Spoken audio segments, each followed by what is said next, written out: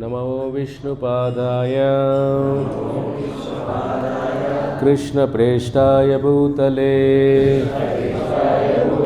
श्रीमते भक्तिवेदान्त स्वामिन्निति नामिने।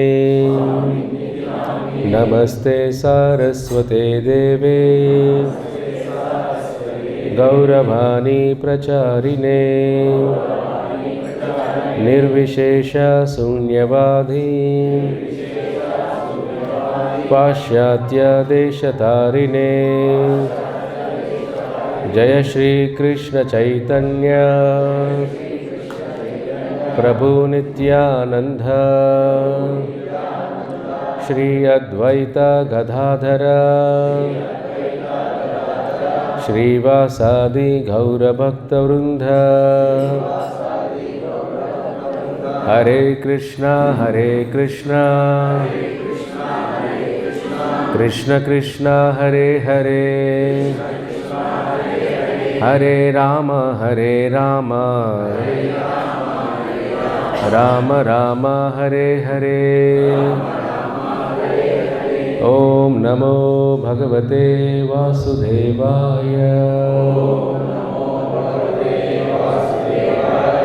ओम नमो भगवते वासुदेवाय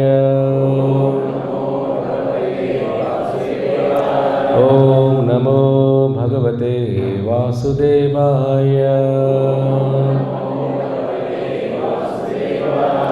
ओम अज्ञानतिमिरान्धस्य ज्ञानाञ्जनशलाकया चक्षुरुन्मीलितं येन तस्मै श्रीगुरवे नमः। हरे कृष्ण। సో శ్రీమద్ భాగవతం పురాణంలో శ్రీకృష్ణ భగవానుడు ఒక అద్భుతమైన లీల చేస్తారు. మనం ఈరోజు ప్రయత్నం చేద్దాం స్మరించుకోవడానికి. భగవంతుడు ఎప్పుడు కూడా భక్తులు వాళ్ళ భావాన్ని చూస్తారు, కానీ మనం చేసే సేవలో కూడా ఎటువంటి భావంతో సేవ చేస్తున్నాం, ఆ సేవా భావం భగవంతుడి హృదయాన్ని కదిలిస్తుంది. మనం భాగవతం తీసుకున్నామంటే ఒక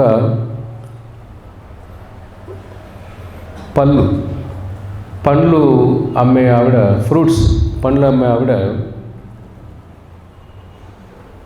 చాలా పేదరికంలో ఉంటారు. ప్రతిరోజు ఊరు తిరుగుతూ బుట్టలో పండ్లన్నీ మోస్తూ అందరినీ కూడా మీరు ఇప్పుడు కూడా చూస్తుంటారు. చిన్న చిన్న ఊళ్ళల్లో కూడా రోడ్ల పైన బండిలో వస్తుంటారు, కూరగాయలు వేసుకొని పండ్లు వేసుకొని అడుగుతూ ఉంటారు.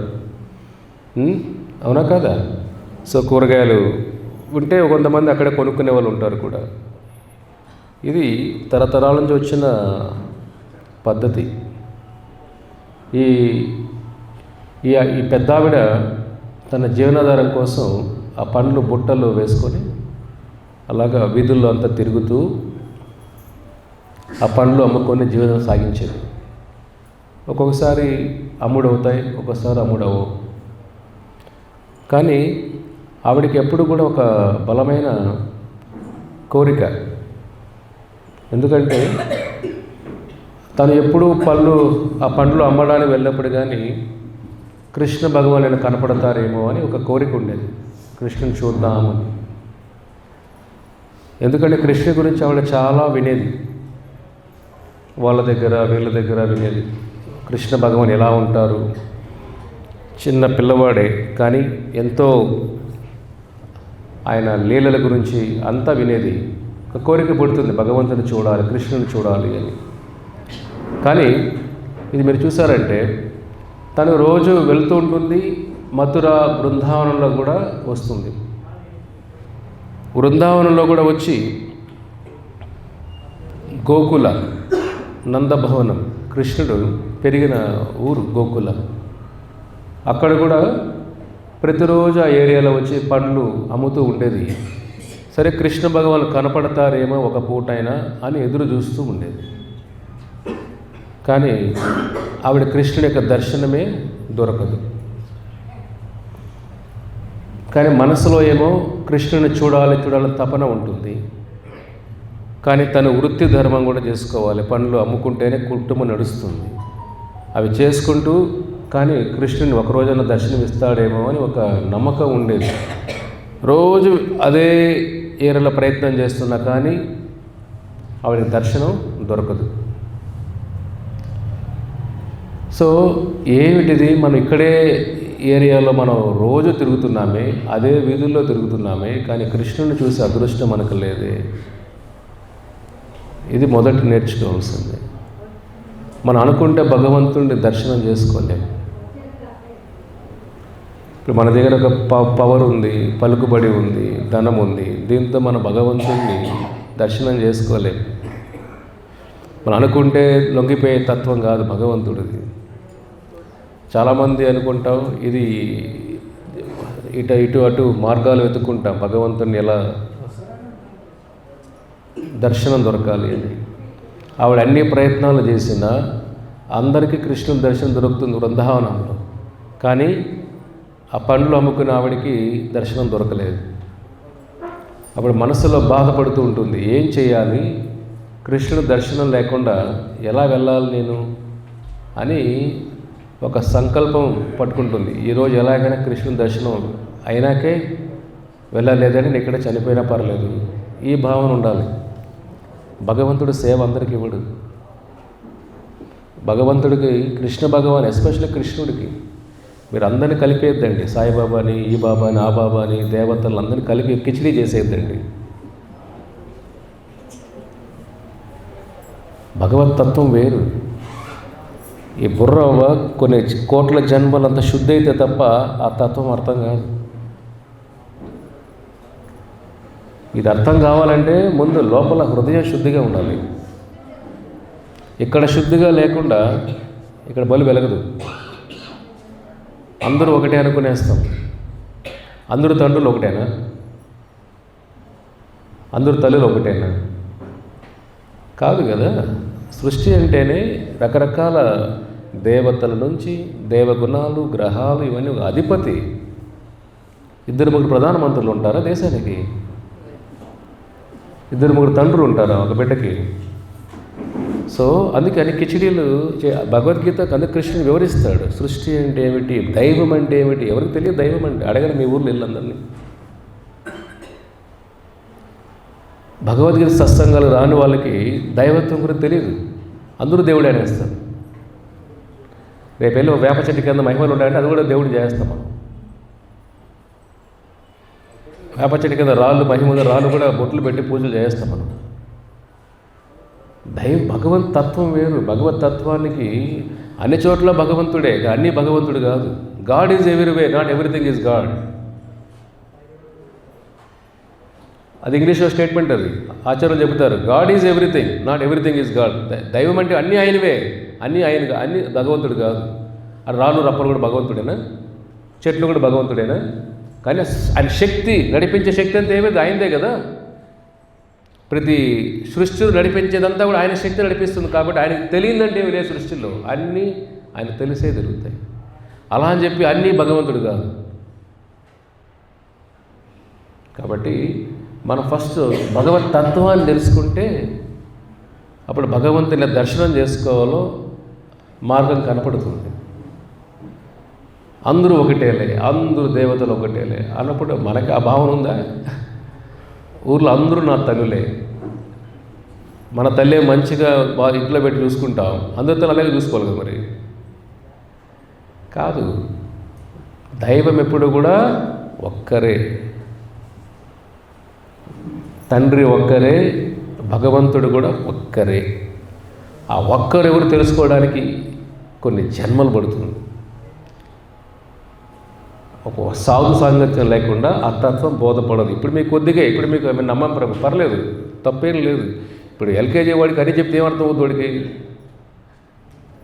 ఎల్కేజీ వాడిని తీసుకొని వచ్చి వాడికి ఫుల్గా మనం ట్రిగ్నామెట్రీ, మ్యాథమెటిక్స్, బయాలజీ అని చెప్పి వాడికి ఏం అర్థం ఉందో బుర్రకి?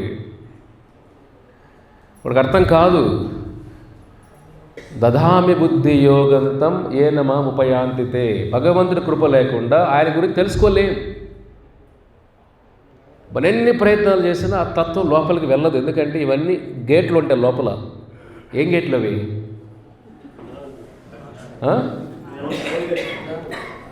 ఏం గేట్లు అవన్నీ? కామ, క్రోధ, లోభ, 3 గేట్లు ఉన్నాయి లోపల. ఆ గేట్లు దాటుకొని వెళ్తేనే అప్పుడు భగవతత్వం బోధపడుతుంది. అందరూ కామ గేట్లను ఆగిపోయింటారు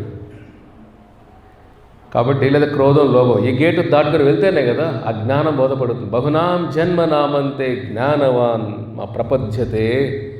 ఇది కృష్ణుడు చెప్పేశాడు, అర్జున ఈ భగవతత్వం అర్థం కావాలంటే కొన్ని కోట్ల జన్మలు పడుతుందయ్యా. జ్ఞానవాన్, అజ్ఞానంతో ప్రపత్తి, వాడు శరణంతో నాకు. మన శరణాభావం రాలేదంటే ఇక్కడ బల్బుల విషయం, ఇక్కడ విషయం లేదు. ఇంకా జ్ఞానం బోధపడట్లేదు. ఎందుకు బోధపడట్లేదు? లోపల మలినాలు ఉన్నాయి కాబట్టి. అజ్ఞానం ఉంటే మలినాలు ఉంటాయి కదా. అజ్ఞానం అంటే ఏమిటి? ఈ కోరికలకి బానిసలు అయిపోతాం. అక్కడి నుంచి బయటపడినప్పుడే అది మోక్షం. అంటే మోక్షం అంటే వైకుంఠం కాదు. వైకుంఠం లాస్ట్ వస్తుంది. వైకుంఠం వచ్చే ముందు ఇక్కడ కోరికల నుంచి బయటపడతాయి కదా, అక్కడ వైకుంఠం వెళ్తాం. కాబట్టి మన కోరికల నుంచి బయటపడితే ఫస్ట్ మోక్షానికి ఫస్ట్ స్టెప్ ఏమిటి? కోరిక నుంచి బయటపడటం, కామం నుంచి బయటపడటం, లోభం నుంచి బయటపడటం, క్రోధం నుంచి బయటపడటం. ఈ 3 బయటపడ్డామంటే మోక్షం ఇక్కడే అనుభవించేయచ్చు కూడా. అదే ఆధ్యాత్మిక జీవితం అంటే కామ, క్రోధ, లోభాలకు అతీతంగా ఉన్నవాడు. కాబట్టి భగవంతుడు తత్వం బోధపడాలంటే ఏమిటి? కొన్ని కోట్ల జన్మలు. కాబట్టి ఒక్కొక్కరికి ఒక స్టేజ్లో ఉంటారు. మీరు కూడా ఇక్కడ కొంతమంది వెంటనే 16 మాలలు చేస్తారు. కొంతమంది విన్నా కూడా మాల కదలదు. వాళ్ళకి ఇంకా తత్వం బోధపడదు. ఎందుకంటే లోపలన్నీ కూడా గేట్లు ఉన్నాయి కదా, ఫిల్టర్ అయిపోతాయి. అవన్నీ ఓపెన్ అవ్వాలంటే కొన్ని జన్మలు పడుతుంది వాళ్ళకి. అది మన చేతుల్లో ఉంది. ఓపెన్ అవ్వాలా వద్దా? మన ఇంద్రియ దాసులు అవ్వాలా, హరిదాసులు అవ్వాలా? మన చేతుల్లో ఉంది. మన శరీరానికి దాసులు అవుదామా, కుటుంబ దాసులు అవుదామా, శ్రీకృష్ణ భగవాన్ దాసులు అవుదామా? అది మన చేతుల్లో ఉంది. మన మైండ్ ఇక్కడ మార్పు రావాలి. ఇక్కడ కీ ఇక్కడ తిప్పాలి. కాబట్టి భగవంతుణ్ణి ఆ పండ్లు అమ్మే తల్లి ఏం చేసింది? చూడాలని ప్రయత్నం చేసింది, కానీ కృష్ణుడి దర్శనం దొరకలేదు. చాలా ప్రయత్నం చేసింది. తర్వాత ఆవిడ ఒక ఆలోచన వచ్చింది. ఇలా చేద్దామైతే ఈసారి కృష్ణుణ్ణి నేను ఇప్పుడేం చెప్తున్నాను, యాపిల్ పండు తీసుకో, ఆరెంజ్ పండు తీసుకోండి అని అంటున్నాను కదా. అదే కదా అంటారు పనులు అమ్మే వ్యక్తులంతా కూడా. సో రేపు నుంచి వేరేగా ప్రయత్నం చేద్దాం. రేపు వచ్చి ఏమొస్తుంది? గోవిందని తీసుకోండి, కృష్ణుని తీసుకోండి, దామోదర లేవు, దామోదరం తీసుకోండి. అలా భగవంతుడి యొక్క నామం చేస్తూ పళ్ళు పేరు చెప్పట్లే ఆవిడ. ఏం చెప్తుంది? ఫ్రూట్స్ పేరు చెప్పకుండా హరి నామాన్ని తీసుకోండి అని బుట్టెత్తుకో తిరుగుతూ ఉంది పల్లెలో అంతా. తిరుగుతూ ఉంటే అన్ని చోట్ల ఇదే. అందరూ ఏమనుకుంటారు చూడండి, ఒక కొత్తగా అనిపించింది ఎవరికైనా కూడా. కృష్ణుని తీసుకోండి, మాధవ తీసుకోండి, గోవిందుని తీసుకోండి, గోపీనాథ్ తీసుకోండి అని అంటుంది ఆ తల్లి. ఆయన నామం జపం చేస్తూ అలాగ తిరుగుతూ ఉంటే లాస్ట్కి నంద మహారాజు కృష్ణుడి ఇంటి దగ్గరకు వస్తుంది. వచ్చి ఇవాళ కృష్ణుడు దర్శనం చేసుకుంటే సరే, ఆయన నామమే చేస్తున్నాం, ఆయన నామ సంకీర్తన చేస్తూ ఆయన ఇంటి దగ్గర అలా కూర్చునేస్తుంది. ఇవాళ దర్శనం లేదంటే ఇక్కడ చనిపోయినా పర్లేదు మనం. రెండోది ఉండాల్సిన భక్తులు ఏమిటి? సంకల్పం. భగవంతుని జయించాలంటే, ఒక ఉద్యోగం రావాలంటే, జీవితంలో ఏదన్నా మనకు ఎరగాలన్నా కానీ సంకల్పం ఉండాలి. భగవంతుని ఊరికి వచ్చేస్తారు. చీప్ ఆయన ఏమన్నా ముఖ్యమంత్రిని చూడలేరు మీరు ఇక్కడ, అంతే కదా. మంత్రులను చూడలేరు, అనుకుంటే చూసేస్తారు వాళ్ళు. మీరు భగవంతుని ఎలా అనుకుంటే అలా చూసేస్తామా ఆయన్ని? దానికి క్వాలిఫికేషన్స్ ఉండాలి, అర్హత ఉండాలి. ఆయన ఎంత టెస్ట్ చేయరు మనల్ని, మన హృదయం టెస్ట్ చేస్తారు. ఆయన ఎక్కువ టెస్ట్ చేసేది కృష్ణుడే.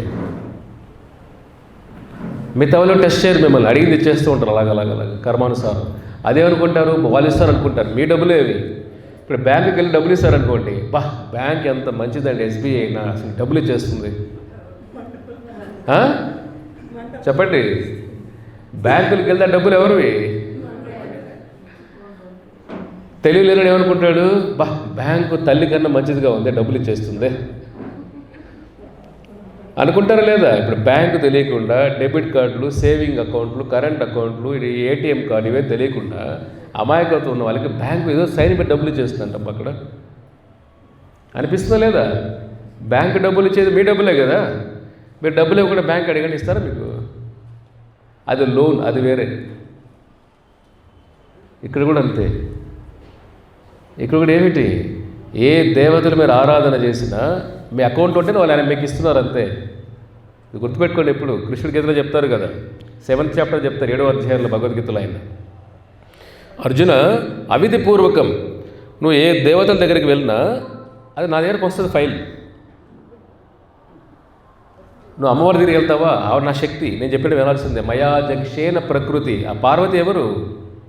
నా సేవకురాలు, నా శక్తి, నేను చెప్పిన వినాల్సిందే.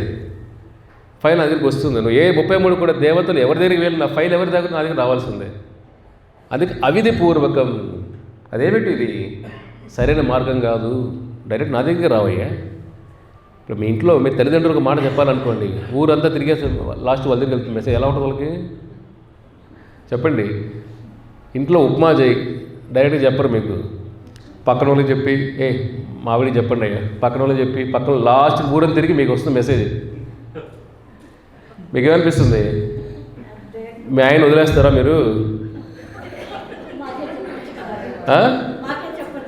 ఏమిటయ్యా ఈ కర్మ కాబట్టి ఉప్మా నువ్వు ఊరంతా ప్రచారం చేసి భగవద్గీత ప్రచారం, ఉప్మా ప్రచారం అంతా అయిపోయింది, లాస్ట్కి నాకు ఇంట్లో నా మాట వాడు చెప్పచ్చు కదా,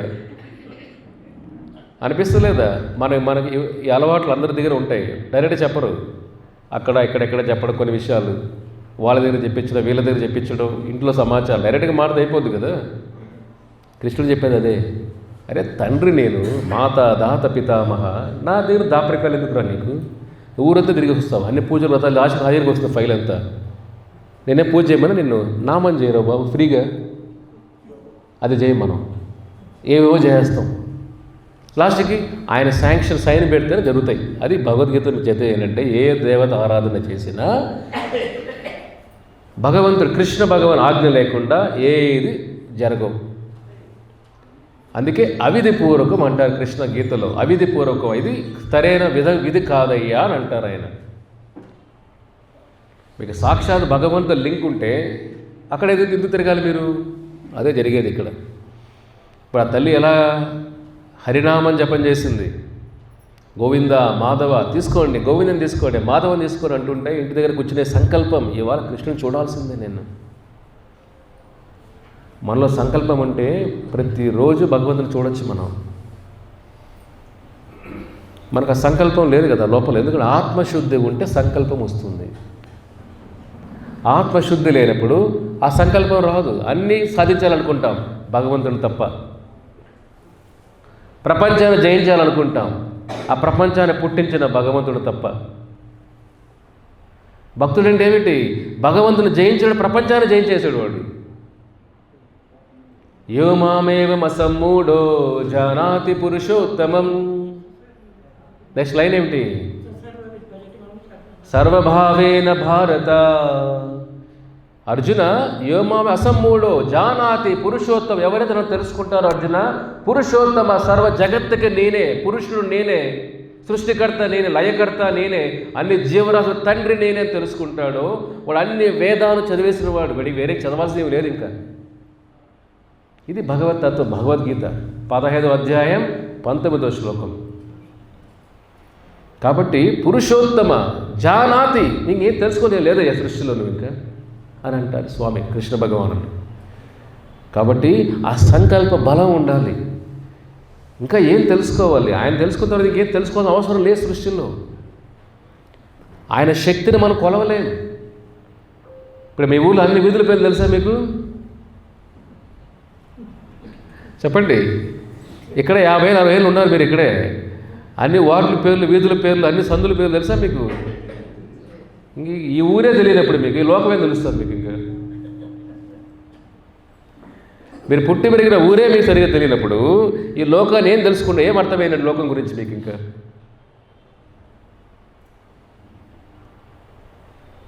సృష్టి అతీతమైనది, ఇంద్రియ అతీతమైన సృష్టి ఇది. అన్నీ ఇక్కడ మనకు కనపడేవన్నీ కూడా అనుకున్నట్టు కరెక్ట్గా ఉండవు. మన బుద్ధి కూడా, మన మైండ్ కానీ అంతా లిమిటెడ్. కొంతవరకే థింకింగ్ కూడా. ఎక్కువ థింక్ చేస్తే మైగ్రేన్ వచ్చేస్తుంది. ఈ మధ్య ఏం థింకింగ్ చేయడం మైగ్రేన్ వచ్చేస్తుంది, అవునా కదా? బ్రెయిన్కి ఎక్కువ టెన్షన్ వస్తే ఏమవుతుంది? అంత కష్టాల జీవితంలో ఉన్న మనమంతా ఇక్కడ. ఈ ఊరే సరిగా తెలియకపోతే ఈ లోకమేం తెలుసు మనకు? లోకాలేం తెలుసు? దేవతలేం తెలుసు? కర్మ సిద్ధాంతం ఏం తెలుసు? జీవతత్వం ఏం తెలుసు? భగవతత్వం తెలుసు? వైకుంఠం ఎలా తెలుస్తుంది చెప్పండి? ఇవంతా స్వామి గీతలో వర్ణిస్తారు, ఇవన్నీ అంత అద్భుతంగా వివరిస్తారు కూడా. కాబట్టి మనం ఏం చేయాలి? తెలియకపోతే భగవంతుడు చెప్పాడు కదా, నమ్మేస్తా. ఈ భావన ఉండాలా. లేదండి నా మైండ్ చెప్పిందే వింటాను, విను. మైండ్ ఎప్పుడు ఏం చెప్తుంది నీకు? మైండ్ ఎప్పుడు ఎవరి శక్తిలో ఉంటుంది? మాయాశక్తిలో ఉంటుంది. మైండ్ ఎప్పుడు ఏం చెప్తుంది నీకు? స్వార్థం గురించి చెప్తుంది. నువ్వు బతుకురా, తొక్కేనా నువ్వు బతుకురా బాబు, ఎలాగే నువ్వు బతకాలరా బాబు. మైండ్ రూల్స్ ఏం చెప్పదు, కోరికలు ఎలా తీర్చుకోవాలో ఏదనుకో తప్పులను చేపించేస్తుంది మైండ్ కూడా. తప్పులు చేశాక అయ్యో ఎందుకు చేసావురా బాబు ఇది చాలా కనిపిస్తుంది కదా. తప్పు చేసినప్పుడే వాడు ఎవరు ఆపని ఆగడానికి వాడు అలెగ్జాండర్లాగా వెళ్ళిపోతాడు. తప్పు జరిగినాక రెండు దెబ్బలు పడినాక మనం ఎందుకు చేసాము ఇది. కాబట్టి భగవంతుడు తెలుసుకోవాలంటే మనలో ముందు సంకల్ప బలం ఉండాలి. ఆయన అనుగ్రహం లేకుండా ఆ సంకల్పం కూడా మనలో డిటర్మినేషన్ స్ట్రాంగ్గా ఉండాలి. ఇది ఇంగ్లీష్ చెప్తారు మరి, your hands are busy but your soul is not busy. మన చేతులంతా బిజీగా ఉన్నాయి సంపాదనలో, ఆరాధనలో ఎక్కడో ఉన్నాం. ఆత్మకు ఆహారం పెట్టట్లే మనం. అందువల్ల ఆ పండ్లు అమ్మే ఆవిడ ఏమనుకునింది? చనిపోయినా పర్లేదు, వాళ్ళ ఇంటికి వెళ్ళే సమస్య లేదు. ఇది ధ్రువ మహారాజులో కనపడుతుంది డిటర్మినేషన్. 5 సంవత్సరాల పిల్లవాడు అనుకుంటాడు కొడితే వైకుంఠం కొట్టాలి, మధ్యలో ఇవి లోకాలు అలోకాలు ఏంటి చూడండి. అది ఇక్కడ సంకల్పం. అంటే వాళ్ళ అమ్మ అంటుంది, ధ్రువ నీ తండ్రి నువ్వంటే పెద్దగా ఇష్టం లేదయ్యా, నీ పిన్ని కొడుకు అంటే ఇష్టం, పిన్ని అంటే ఇష్టం, నేనంటే మీ తండ్రికి పెద్ద ప్రేమ లేదు నా పైన, నా కొడుకు పుట్టినందుకు నువ్వు తప్పు చేసావయ్యా. చూడండి, చిన్న 5 సంవత్సరాల పిల్లవాడు, వాళ్ళ నాన్న రాజు, ఆయన పేరేమిటి? ధ్రువ చక్రవర్తి ఉత్తానుపాద. క్లాప్స్ కొట్టండి ఆవిడకి. కరెక్టే కదా? సినిమా వాళ్ళు టక్కని చెప్పేస్తాం. మరి వీళ్ళని ఎక్కడ వింటాం మనం? ధ్రువ చక్రవర్తి, ధ్రువ నక్షత్రం అంటాం కదా. ఆ ధ్రువ ఎలా వచ్చి ధ్రువ నక్షత్రం పెద్ద స్టోరీ, అది తర్వాత తెలుసుకుందాం. ఇవన్నీ భాగవతం చదువుతుంటే మనకు అజ్ఞాన పొరలన్నీ కొద్ది కొద్దిగా పోయి కామ గేటు, క్రోధ గేటు, లోభ గేటు ఓపెన్ అయ్యి అప్పుడు ఇది మోక్ష గేట్ ఓపెన్ అవుతుంది లాస్ట్లో. ఇవన్నీ గేటు క్లోజ్ చేస్తుంటే అక్కడ ఎక్కడే వెళ్తావు నువ్వు? ఇక్కడే ఫిల్టర్ అయిపోతామే. కాబట్టి ధ్రువ వాళ్ళ తల్లి చెప్తుంది, నాన్న జీవితం సాధించాలంటే విష్ణు అనుగ్రహం లేకుండా సాధించలేము నాన్న, ఆయన కోసం వెతుకు. 5 సంవత్సరాల పిల్లవాడికి చెప్పింది అడవిలోకి పంపిస్తుంది. అమ్మ విష్ణు ఎక్కడ ఉంటాడమ్మా చెప్పండి, విష్ణు ఎక్కడ ఉంటాడు? తల్లి ఏం చెప్తుంది? అడవుల్లో ఉంటాడు నాన్న, ఇక్కడ గుడ్డం దగ్గర ఉంటానని చూసాను ఆయన చెప్పలేదా తల్లి? ఏం చెప్పింది? ఇక్కడ పక్కన సైకిల్ వెళ్ళి వచ్చేయచ్చు మనం సైకిల్లో కదా. అడవులో తపస్సు చేయాలి నాన్న, విష్ణువుని చూడాలని తపస్సు చేయాలి. తపస్సు లేకుండా ఆయన మనం కరిగించలేం. అందరూ దేవతలు ఇచ్చేది ఏమిటి? మీ అకౌంట్ డబ్బులు మీకు ఇస్తారు, కృష్ణ అలా ఇవ్వడు. మీ అకౌంట్లో లేనిది ఇస్తాడు ఆయన. అర్థమవుతుందా? దేవతలందరూ ఎవరి? బ్యాంకులాగా. మీ అకౌంట్లో డబ్బులు ఉంటే మీకు ఇస్తారు. మీరు ఏదో పూజ చేశారనుకోండి, అకౌంట్ చూస్తారు, వీడి అకౌంట్ ఏమైనా ఉందా, ఓకే ఇచ్చేద్దాం వీడికి ఈరోజు. మీరు అనుకుంటారు, బా ఆరాధన నాకు అంతా జరిగిపోయింది రా బాబు. వెనకాల సైన్స్ తెలిస్తే మీకు అర్థమవుతుంది ఇవన్నీ ఎలా పనిచేస్తాయి. ఒక పూజ ఎలా పనిచేస్తుంది, వ్రతం ఎలా పనిచేస్తుంది, ఒక యజ్ఞం ఎలా పనిచేస్తుంది, హోమం ఎలా పనిచేస్తుంది, ఆ సైన్స్ తెలుసుకుంటే ఇంకెవరు ఆరాధన చేయం, అందరికీ గౌరవం ఇస్తాం. ఆరాధన విష్ణు ఆరాధన పరం. మన కర్మను మార్చేది నారాయణుడే. ఇంకెవరు కర్మను మార్చలేరు. యస్త్వ ఇంద్రగోపం అతవేంద్ర కర్మ, ఇంద్రుడైనా చిన్న క్రిమికీటక ఇంద్రగోప కర్మను ఎవరు మార్చలేరు, భగవంతుడు తప్ప. అందులో ధ్రువ చక్రవర్తి, ధ్రువ చిన్న పిల్లవాడు అడవిలోకి వెళ్ళి విష్ణువుని చూడాలి అని తపస్సు మొదలు పెడతాడు. ఎలా చేయాలి చెప్పేది ఎవరు ఉండాలి? గురువు ఉండాలి కదా, నారదముని. క్లాస్ కొట్టాలి అందరికీ కూడా. ఒక ధ్రువ ఆ చిన్న పిల్లవాడిని గొప్ప మహా భక్తుని చేస్తాడు నారదముని. తల్లి అతనిలో ఒక అగ్నిని వెలిగిస్తుంది, భక్తి అనే జ్యోతిని వెలిగిస్తుంది తల్లి. తల్లి పాత్ర ఉంటుంది ఎప్పుడు కూడా. ఆ ఆలోచన అతను తెలుసుకోవాలి, ఒక తపన తల్లి పుట్టించింది. కానీ దారి చూపించేది గురువు. నారదముని అతనికి దారి చూపిస్తూ కొన్ని నియమాలు చెబుతాడు, ఆయన మంత్ర ఉపదేశం చేస్తారు. అందుకే దీక్ష వెరీ ఇంపార్టెంట్. దీక్ష లేకుండా వైకుంఠం చేరుకోలేము. ధ్రువ మహారాజ్ దీక్ష చేస్తారు నారదముని. ఓం నమో భగవతే వాసుదేవాయ, అది సత్యయుగ మంత్రం. కలియుగ మంత్రం హరే కృష్ణ కృష్ణ కృష్ణ హరే హరే, హరే రామ రామ రామ హరే హరే. ఇది గురువు ద్వారా మంత్రోపదేశం చేసుకోవాలి. అప్పుడే మన జీవితానికి ఒక సార్థకత, అప్పుడే మంత్రం నిష్ఫల పనిచేస్తుంది. ఇక్కడ ధ్రువ చిన్న పిల్లవాడు ఆ విధంగా అడవిలో తపస్సు చేస్తూ 6 నెలల్లో విష్ణువుని సాక్షాత్ దర్శనం చేసుకునేస్తాడు. 6 నెలల్లోనే. ఆ సంకల్ప బలం ఉండాలి. వయసు సంబంధం కాదు భక్తికి, శరీరం సంబంధం కాదు భక్తికి, బుద్ధి సంబంధం కాదు భక్తికి. ఆ లోపల తీవ్రమైన ఆరాటం ఉండాలి, ఆకలి ఉండాలి కదా. ఇప్పుడు మీకు 10 ఐటెంలు తినమని చెప్తే ఆకలి ఉంటే తినగలుగుతారు. ఆకలి లేకపోతే భగవంతుని చేరుకోవాలని ఆకలి లోపల ఉండాలి. ఆకలి. ఎన్ని రోజులు ఈ సంసార బంధాలు ఉండిపోతాం మనం? ఎన్ని రోజులు మలమూత్ర ఈ శరీరంలో ఉండిపోతాం మనం? ఇది జైలులాగా శరీరం కూడా. కానీ ఆ మాయ నుంచి అర్థం చేసుకోవడానికి కొన్ని జన్మలు పడుతుంది. ఇప్పుడు అందరూ బుర్రలోకి ఇవన్నీ వెళ్ళిపోతాయని కాదు, కొంతమందికి వెళ్తాయి, కొంతమంది వెళ్ళలేవు. పర్లేదు, వినేమవుతుంది. ఆ జ్ఞానం కొద్దిగా ఆ గేట్లు ఓపెన్ అవుతూ ఉంటాయి. ఆ విధంగా ధ్రువ చక్రవర్తి సంకల్పంతో విష్ణువుని జయిస్తాడు. ఈ తల్లి కూడా ఏమనుకుంటుంది? కృష్ణుని ఇవాళ దర్శనం చేసుకోవాల్సిందే మనం. అక్కడే కూర్చునేస్తుంది, కృష్ణ గోవింద మాధవ అనుకుంటూ ఉంటుంది. అప్పుడు కృష్ణ, లిటిల్ కృష్ణ, బాలకృష్ణ, చిన్న కృష్ణుడు, డ్రెస్ కూడా సరిగా వేసుకో ఉండడు. వాళ్ళ అమ్మ బెల్ట్ మాత్రం కడుతుంది, అలాగా బంగారు బెల్ట్ కట్టుంటుంది. బెల్ట్ తెలుసు కదా ఉంటుంది, అట్లాగా ఒక సిగ్గు బిల్లలాగా బెల్ట్ కట్టి ఉంటుంది. అదే బెల్ట్ వేసుకొని అలాగా తిరుగుతూ ఉంటాడు నందభవనంలో. అయ్యో నా భక్తురాలి, చూడండి భగవంతుడు టెస్ట్ చేస్తాడో చూడండి. ఆవిడ అన్నిసార్లు తిరిగిన ఆ ఏరియాలో ఆయన దర్శనం దొరకల. ఇప్పుడు ఆయన నామం ఎప్పుడైతే జపం చేస్తుందో, ఇంకా నేను ఇక్కడే చనిపోతాను కృష్ణ, అప్పుడు భగవంతుడి హృదయం కరిగింది.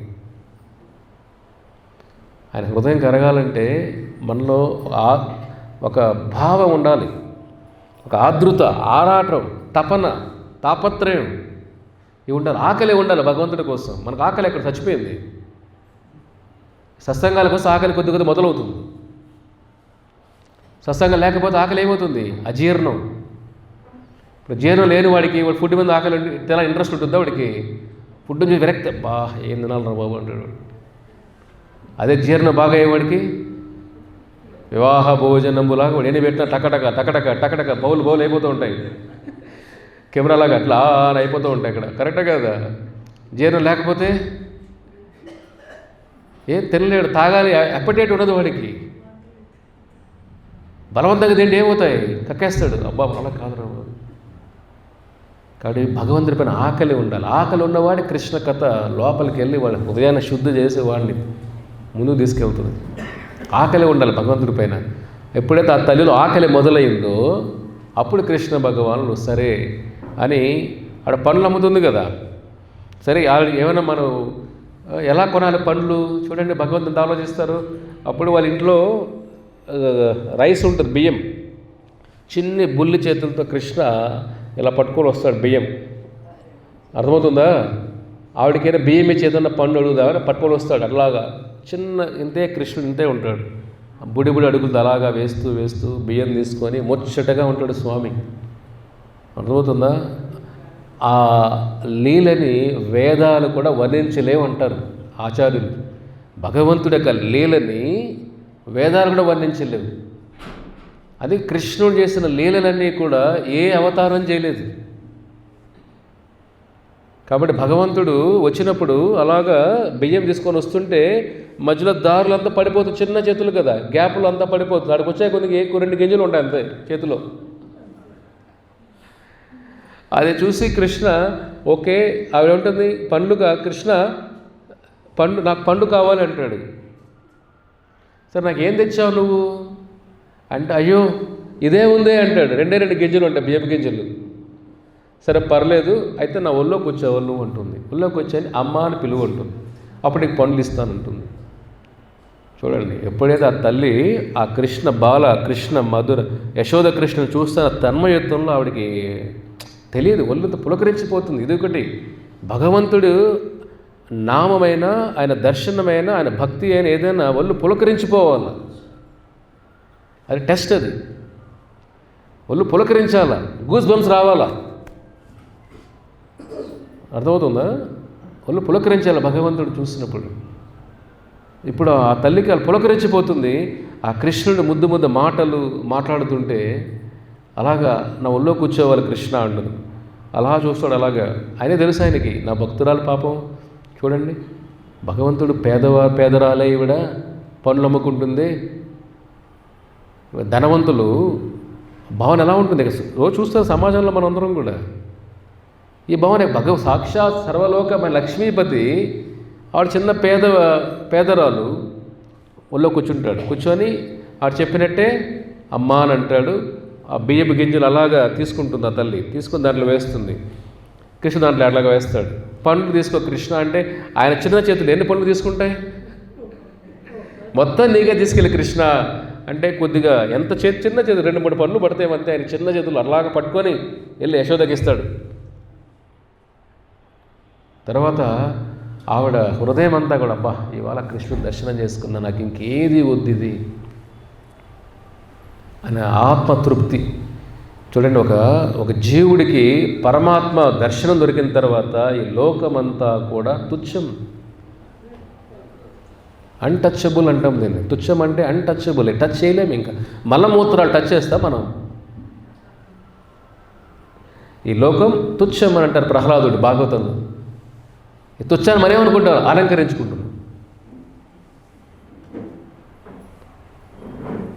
ప్రహ్లాద్ ఏమంటున్నాడు? నరసింహయ్య లోకమని తుచ్చమయ్యా, నువ్వు లేని లోకం తుచ్చం, భక్తి లేని లోకం, భక్తి లేని జీవితం తుచ్చం, అన్టచబుల్, మలమూత్రాలాగా టచ్ చేయకూడదు దాన్ని. అలా ప్రహ్లాద్ ఆ మాట అంటాడు.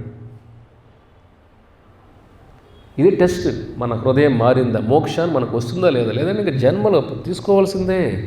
ఇక్కడ ఇంకేం లేవు. ఇక్కడ very simple, Bhagavad Gita very simple.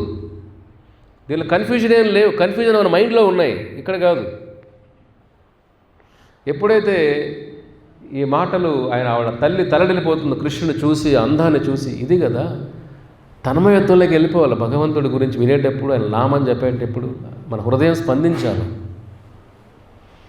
ఎప్పుడైతే ఆ తల్లిలో ఆ కోరికలు, ఆ శరీరం అంతా పులకరించిపోతుందో, ఆ దర్శనం చేసుకున్న తాకితేనే శరీరం ఎలా ఉంటుంది చూడండి. కృష్ణుడు తాకితే, మన విగ్రహం తాకితేనే అట్లా షేక్ అవుతాము. ఆయన తాకితే మీ ఒళ్ళో కూర్చొని ఎలా ఉంటుంది మీకు? వర్ణించలేము ఇవన్నీ కూడా. వైకుంఠం ఎలా ఉంటుంది? వైకుంఠం ప్రతిరోజు ఇలా జరుగుతుంటాయి అక్కడ. కుంఠం అంటేనే బాధలు, వైకుంఠం అంటే బాధలు లేని లోకం అని అర్థం. సరే, ఆ తల్లి ఇంకా ఆ రోజంతా చాలు ఇంకా జీవితాన్ని అనుకుంటుంది. కృష్ణుడు మాట్లాడతాడు, అంత హృదయం పొంగిపోతుంది. ఇంకా ఇంటికి వెళ్తుంది. ఇంటికి వెళ్ళి ఆ బుట్ట పండు తీసుకోమంటాడు కదా, ఇంటికి వెళ్తుంది. ఇంటికి వెళ్తే ఆ బుట్ట ఓపెన్ చేస్తుంది. ఆ బుట్టంతా కూడా వజ్ర వైడూర్యాలతో నిండిపోయి ఉంటుంది. చూడండి, పండ్లు అమ్ముకునే వ్యక్తి ఎప్పుడైతే భగవంతుడి కోసం తప్పించిందో అప్పుడు కృష్ణ నా చేతులు ఏమీ లేదు, 2 గింజలు ఉంటాయి అంతే కదా, కృష్ణ నువ్వు ఉంటే నువ్వేం కావాలో తీసుకోవయ్యా, మొత్తం నీకేవయ్యా. ఇది భావన. ఆ తల్లి రిస్ట్రిక్ట్ చేయలా, ఇది నాకు, ఇది నీకు. కృష్ణ ఇది నీదే కృష్ణ. అయ్యో నా దగ్గర ఏమీ లేవే, 2 గింజలే ఉన్నాయే, నీకెందుకు, నువ్వు అది ఇవ్వాల్సిన అవసరం లేదు కృష్ణ, ఇదంతా నీకే కృష్ణ. ఎప్పుడైతే ఆ తల్లి ఆ భావన వచ్చిందో, కృష్ణ ఇది నీకే అనే భావన వచ్చినప్పుడు కృష్ణ ఏం చేశాడు? నువ్వెందుకు పండ్లు ఎందుకు అమ్ముకుంటావు అని ఆ పండ్ల బుట్టనంత ఏం చేశాడు? వజ్ర విడత నింపేశాడు. కానీ మనం భగవంతుడు కావాలని కోరుకోవాలి, ఆయన శక్తులు కోరుకోకూడదు మనం. ఇక్కడ ఏమైంది? ఆ తల్లి కృష్ణుడు నాకేం ఇవ్వకలేదు, పర్లేదు కృష్ణ, నువ్వు తీసుకో, ఏం కావాలో తీసుకో కృష్ణ. ప్రేమగా ఆ ప్రేమతో కృష్ణుడు జయించేసింది ఆ తల్లి. ఎప్పుడైతే ఆ బుట్టలో చూసి ఇంటికి వెళ్తే ఆ బుట్టలో అంత వజ్ర వైడూర్యాల బుట్ట. మీరేం చేస్తారు? బుట్టలో ఉంటే పుట్టలో వేస్తారు, నీట్గా ఎవరు కనపడకుండా సెక్యూరిటీ బాక్సుల్లో పెట్టి కదా. ఆ తల్లి ఏం చేసింది? ఆ వజ్ర వైడూర్యాలు తీసుకొని యమునా నదిలో వేసేసింది. కృష్ణ, నాకు నువ్వు వచ్చిన తర్వాత వీటితో నాకు పనేంటి కృష్ణ? అర్థమవుతుందా? భగవంతుని పొందే మార్గం ఇది. వజ్ర వైడూర్యాలతో భగవంతుని పొందలేం. ఒక వజ్రం మీద వస్తుందా శ్మశానికి వెళ్ళేటప్పుడు? ఎక్కడో న్యూస్లో వచ్చింది, ఒక శవాన్ని పూడుస్తుంటే చేతి ఉంగరం మీద మర్చిపోయారంట. అది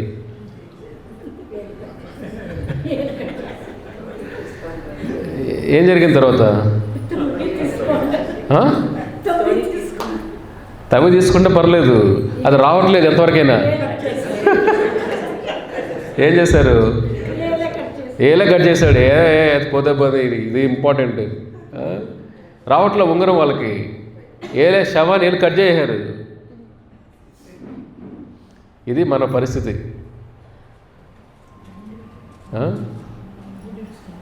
ఒక్క వజ్రాన్ని మీద వస్తుందా? ఈ జన్మ మృత్యుల మధ్య బతుకంతా నాటకము. అన్నమాచార్యులు అంటారు, పుట్టుటయు నిజం, పోవుటయు కట్ట కడపట్టిది కైవల్యం. మట్టి మధ్యలో ఏముంది? నాటకం. నానాటి బతుకు నాటకమే. మన జీవితం అంతా ఏమిటి? నాటకం. ఇదంతా నాటకం, డ్రామా చేస్తున్నారు అందరూ ఇక్కడ. ఇది నిజం, ఇది నిజం, ఇది నిజం, ఇది నిజం. చనిపోయినప్పుడు పర్లేదు, నీకే కృష్ణ, ఇది నాతో రావట్లేదు కదా. అది కాదు. భగవంతుడికి ప్రేమ కావాలి ఆయనకి. మీరిచ్చే పదార్థాలు ఆయనకి ఎందుకు కావాలి? ప్రేమగా. ఇక్కడ ఏమవుతుంది? ఆ తల్లి వజ్ర వైడూర్యాలు వచ్చిన ఇంట్రెస్ట్ పోయింది దానిపైన. వెళ్ళి యమునా నదిలో వేసేస్తుంది. కృష్ణ, నాకు నువ్వు దొరికిన తర్వాత ఇవన్నీ నాకెందుకు కృష్ణ? ధ్రువ అదే అంటాడు, ధ్రువ మహారాజు కూడా. కృష్ణ, నువ్వు అమూల్యమైన నువ్వు దొరికిన తర్వాత ఈ లోకాలు, వజ్రాలు, సంపద నాకెందుకు కృష్ణ? అవి పగిలిపోయిన గ్లాసులు కృష్ణ అంటాడు. ఈ భావన రావాలి. భగవంతుణ్ణి పొందాలండి. లేదు ప్రభు, మాకు ఆయన దగ్గర కొన్ని కోరిక ఏటీఎం లాగా ఉంటే చాలు, మాకు అట్లాగే ఉంటాడు ఆయన. ఎవరికి ఏం కావాలి ఇస్తాడు ఆయన పాపం. కానీ నువ్వే కావాలి కృష్ణ అంటే ఆ భావన వేరే, దాని మార్గం వేరే, దాని మైండ్ వేరే. ఇక్కడ ఆ తల్లి అంత పేదరికంలో ఉన్న వజ్ర వాడు భగవంతుడు ఇచ్చిన, నాకు భగవంతుడు దర్శనం ఆయన దొరికిన తర్వాత నాకు ఇవన్నీ నాకెందుకు ఇది. కానీ కలియుగంతో ఎలా ఉంటారు? కృష్ణ, నువ్వు నాకు ఇప్పుడే దొరకపోయినా పర్లేదు కృష్ణ, ఇవి దొరికే చాలు, నాకు నిధి దొరికితే చాలు కృష్ణ, నువ్వు లేకపోయినా పర్లేదు, నాకు లక్ష్మి నువ్వు కృష్ణ, నువ్వు ఎక్కడ ప్రశాంతంగా ఉండు, అన్ని లోకాలు ఎక్కడైనా ఉండు, నువ్వు పర్లేదు, ఈ లక్ష్మి నాకు ఇచ్చేసి. అర్థమవుతుందా? ఆ నిధి లంక బిందులు ఇచ్చే ఫస్ట్ నాకు, నువ్వు ఎక్కడైనా పర్లేదు, యమునా నదిలో ఉండవు, గంగా ఏ నదిలో ఉండిపోను పర్లేదు. ఇది మన భావన. ఇక్కడ మనకు బిందులు కావాలి, మాధవ కాదు. ఆ తల్లి ఏమంటుంది? పేదరికంలో ఉన్నా పడేస్తుంది, నువ్వు దొరికిందో నాకేదో వద్దు కృష్ణ. అందుకే ఆ తల్లి కూడా, తల్లి మాతృస్థానం ఇచ్చాడు భగవంతుడు వైకుంఠంలో కూడా. ఆ భావంతో ఆవిడ సేవ చేసింది కాబట్టి కృష్ణుడికి. అర్థమవుతుందా? ఆ సేవా భావన రావాలి. సేవ ఉన్నప్పుడే భగవంతుడి హృదయాన్ని మనం కరిగించగలుగుతాం. ఒక పండ్లు అమ్ముకునే వ్యక్తి భగవంతుడు ఆ తల్లికి మాతృస్థానం ఇచ్చేశాడు బృందావనంలో, వైకుంఠంలో. అర్థమవుతుందా? ఒక పండ్లు అమ్ముకునే ఒక పేదరాలికి యశోద స్థానం ఇచ్చాడు ఆయన వైకుంఠంలో. అది దొరుకుతుందా? ఒక తల్లి స్థానం భగవంతుడు ఇవ్వాలంటే ఎంత మనలో ఆ భావన ఉండాలి.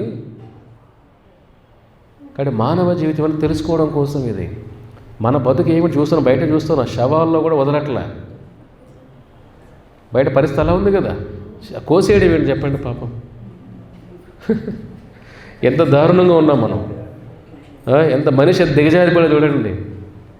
బంగారు ఆ చిన్న దానికి ఉన్న విలువ ఆ శవానికి, ఆ జీవుడికి విలువ ఏమిటి ఇక్కడ? కానీ అదే కావాలి కోరుకుడు, అదే మాయ అంటే. ఇన్ని వింటాం ఆదివారం పూట, సోమవారం పూట ఏమైంది ఆ జ్ఞానం అంతా? ఆదివారం పూట అవసరం ఇది అయిపోయినాకే మళ్ళీ ఏమైంది భావన? మార్పు ఎప్పుడు వస్తుంది మనలో? భగవద్గీత మార్పు కోసం, భాగవతం మార్పు కోసం, ఆచారులు మార్పు కోసం, సత్సంగాలు మార్పు కోసం. మార్పు లేని సత్సంగాలు నిస్సంగాలు అవన్నీ. మార్పు అవ్వాల వద్ద మన చేతుల్లో ఉంది, మారాల వద్ద మన చేతుల్లో ఉంది. కాబట్టి ఈ విధంగా తల్లి భగవంతుడిని హృదయాన్ని జయించేసి ఆ వైడూర్యాలే వజ్రాలని యమున నదిలో కలిపేస్తుంది. ఇది భావన. నువ్వే దొరికిన తర్వాత కృష్ణ, వీటికి విలువేంటి కృష్ణ? నేను పన్ను అనుకునే జీవిస్తాను కృష్ణ. చూడండి, సంబరపడిపోలా, అయ్యో నా కృష్ణ భగవానులు 2 బియ్యపు గింజల్ని నేను తీసుకొని పన్నుని తెచ్చేస్తే స్వామి నన్ను ఈ బంగారు పుట్ట చేసేడే. దీన్ని సంబరపడలేదు ఆవిడ, ఆశ్చర్యపడిపోలేదు, దానికి తన్మయత్వంలో ఊగిపోలేదు. ఆ తల్లి ఏం చేసింది? నాకు వద్దు కృష్ణ ఇవన్నీ, నువ్వు ఉన్నావు, నువ్వు చాలు కృష్ణ. పన్ను నమ్ముకొని జీవిస్తారు కృష్ణ, నేను నామని చెప్పుకుంటూ. ఇది చింతన. అందుకే భగవంతుడు రుణపడిపోయాను అంటాడు ఆయన. ఉద్ధవ, నా భక్తులకి రుణపడిపోయాను నేను. ఎందుకంటే నా భక్తుడికి ఏది ఇచ్చినా స్వీకరించాడయ్యా. ఒక నిస్వార్థంగా సేవ చేస్తాడు. నాకు రుణగ్రస్తుడు అయిపోయాను నేను. రుణం నా భక్తులకి అప్పులు ఎక్కువైపోయినాక అంటాడు స్వామి. ఒకరి దగ్గర మనకు సేవ తీసుకున్నది రుణం. అది మీ బిడ్డలు ఊరికే పుట్టలా, మీకు బిడ్డలు పుట్టలేదని అదృష్టం అనుకోవాలా. నోములు పూజలు చేసి ఏం కోరుకుంటావు? రుణం తీసుకుని మళ్ళీ సేవ చేయాలి కదా. డైపర్లు మార్చాలంటే ఊరికే చేస్తారు మీరు? చెప్పండి. డైపర్లు ఊరికే మార్చే శక్తి వాడి లగ్జరీగా పడుకుంటే ఎలాగా? డైపర్లు ఎవరు మార్చాలి కదా? స్నానం మీరే చేయించాలి, అన్నీ మీరే చేయించాలి, అవునా కాదా? ఆ సేవ చేయించుకోవాలన్నా కూడా ఏమిటి? ముందు జన్మల్లో ఆ రుణం ఉంది కాబట్టి బిడ్డలుగా పుట్టారు. బిడ్డలు లేకపోతే అదృష్టం, మహా అదృష్టం అనుకోవాలి. భగవంతుడికి బిడ్డ అనుకోని మోక్షానికి దారి వెళ్ళిపోవాలి. ఇంకా అయినా ఈ ట్రీట్మెంట్, ఆ ట్రీట్మెంట్, లేని ట్రీట్మెంట్ అని తెచ్చుకొని వచ్చి, లేని బిడ్డలను సంపాదించుకొని వచ్చి అల్పాయుషులతో పుట్టి జీవితం అంతా అస్తవ్యస్తం చేసుకుంటాం. కాబట్టి మానవ జీవితం భగవంతుని చేరుకోవడం కోసం మాత్రమే, వేరేది ఉపయోగించుకోవద్దండి. అది ఈ తత్వం బోధపడినప్పుడు అన్నీ కూడా నా ధనం నా జనం నా సుందరీం కవితామ జగదీశ కామయే మమ జన్మనీశ్వరే భవతాద్భక్తిరహైతుకే త్వయి. ఇది కృష్ణ భగవాన్ ఆచార్యులుగా చైతన్య మహాప్రభు వచ్చి శ్లోకం చెబుతారు. కృష్ణ, నా ధనం వద్దు కృష్ణ, నా ధనం వద్దు కృష్ణ, నా జనం, నాకేం సర్వెంట్లు, ఫాలోయర్స్, నన్ను అభిమానించే వాళ్ళు ఎవరు వద్దు కృష్ణ, జనం వద్దు కృష్ణ. అందరికి కావాలి ధనం, జనం, అవునా కదా? నా సుందరి, నాకేమో అందమైన భార్య భర్తలు ఊడొద్దు కృష్ణ. మమ జన్మనీశ్వరే, కృష్ణ జన్మలకి, మమ జన్మని ఈ జన్మ తర్వాత కూడా కృష్ణ ఈశ్వరే, కృష్ణ ఏం కాదు అహైతుకి, ఎటువంటి కోరికలు లేకుండా నీ భక్తి తప్ప, నీ పైన ప్రేమ తప్ప, జన్మల్లో నీ సేవ తప్ప నాకు ఈ ధనం, ఈ జనం, సుందరి ఇవ్వద్దు కృష్ణ. కానీ ప్రపంచమంతా ఈ మూడే కోరుకుంటుంది. ఎవరు అడగండి మీరు, ఈ మూడే కోరుకుంటారు ప్రపంచమంతా. కుటుంబం, జనం, ధనం. ఇక్కడ భక్తుడు చైతన్య మహాప్రభు కృష్ణుడు ఏమంటున్నాడు? నా ధనం, నా జనం, నా సుందరీం కవితామ జగదీశ కామయే. కృష్ణ, ఓ జగదీశ, ఓ జగన్నాథ, నా కోరిక ఒకటే, కామయే, నా కోరిక ఏమిటి? మమ్మ జన్మని జన్మని ఈశ్వరే భవతాద్ భక్తి అహైతుకి త్వయి. అహైతుకి అంటే ఎటువంటి ఆటంకాలు లేకుండా, కోరికలు లేకుండా నీపైనే నా ధ్యాస అంతా ఉండే విధంగా ఆ భక్తిని నాకు ఇవ్వు స్వామి. జన్మ జన్మ ఆ భక్తి మాత్రమే నాకు కోరికలాగా ఉంచు స్వామి. ఇది వైకుంఠం చేరుకునే మార్గం. ఇది నరకానికి మార్గమే లేదు. అందరూ అక్కడ వెళ్ళాల్సిన వాళ్ళే. అది ఓపెన్ రోడ్. అది అర్థమవుతుందా? నరకం ఏమిటి? హైవే లాగా అందరూ పోవచ్చు. ఎద్దు బండ్లో పోవచ్చు, సైకిల్లో పోవచ్చు, స్కూటర్లో పోవచ్చు, కార్లో పోవచ్చు, ఫ్లైట్లో కూడా పోవచ్చు మీరు. కానీ వైకుంఠం ఇరుగ్గా ఉంటుంది. ఒక్కరే వెళ్ళగలుగుతారు. అర్థమవుతుందా? వెళ్ళే దారి అంతా రాళ్ళు రప్పలతో నిండిపోయి ఉంటుంది. దారి కష్టం, కానీ గమ్యం, డెస్టినేషన్ వైకుంఠం. మరి ఇక్కడ ఫ్రీ హైవే రోడ్ ఎంత? నరకానికి హైవే రోడ్, ఫ్రీగా వెళ్ళొచ్చు. అక్కడ జీవితం అస్తవ్యస్తం. కాబట్టి కృష్ణ భగవాన్ మనం నేర్పించే తత్వం ఇది. భగవంతుణ్ణి ఎలా తెలుసుకోవడమే మానవ ముఖ్య ఉద్దేశం అంతా కూడా. చూడండి, ఆ తల్లి ఏమీ లేకపోయినా హృదయాన్ని జయించేసింది. కానీ ఫస్ట్ భగవంతు దర్శనం ఇవ్వాల. ఊరికే కృష్ణ కృష్ణ ఎమోషనల్ కంటే దర్శనం ఆయన పొందలేం. ఎమోషన్తో మనం పొందలేము ఆయన్ని. డివోషన్ ఉండాల. Emotion without devotion is useless. ఊరికే భావం, భక్తి లేని భావం ఎందుకు చెప్పండి?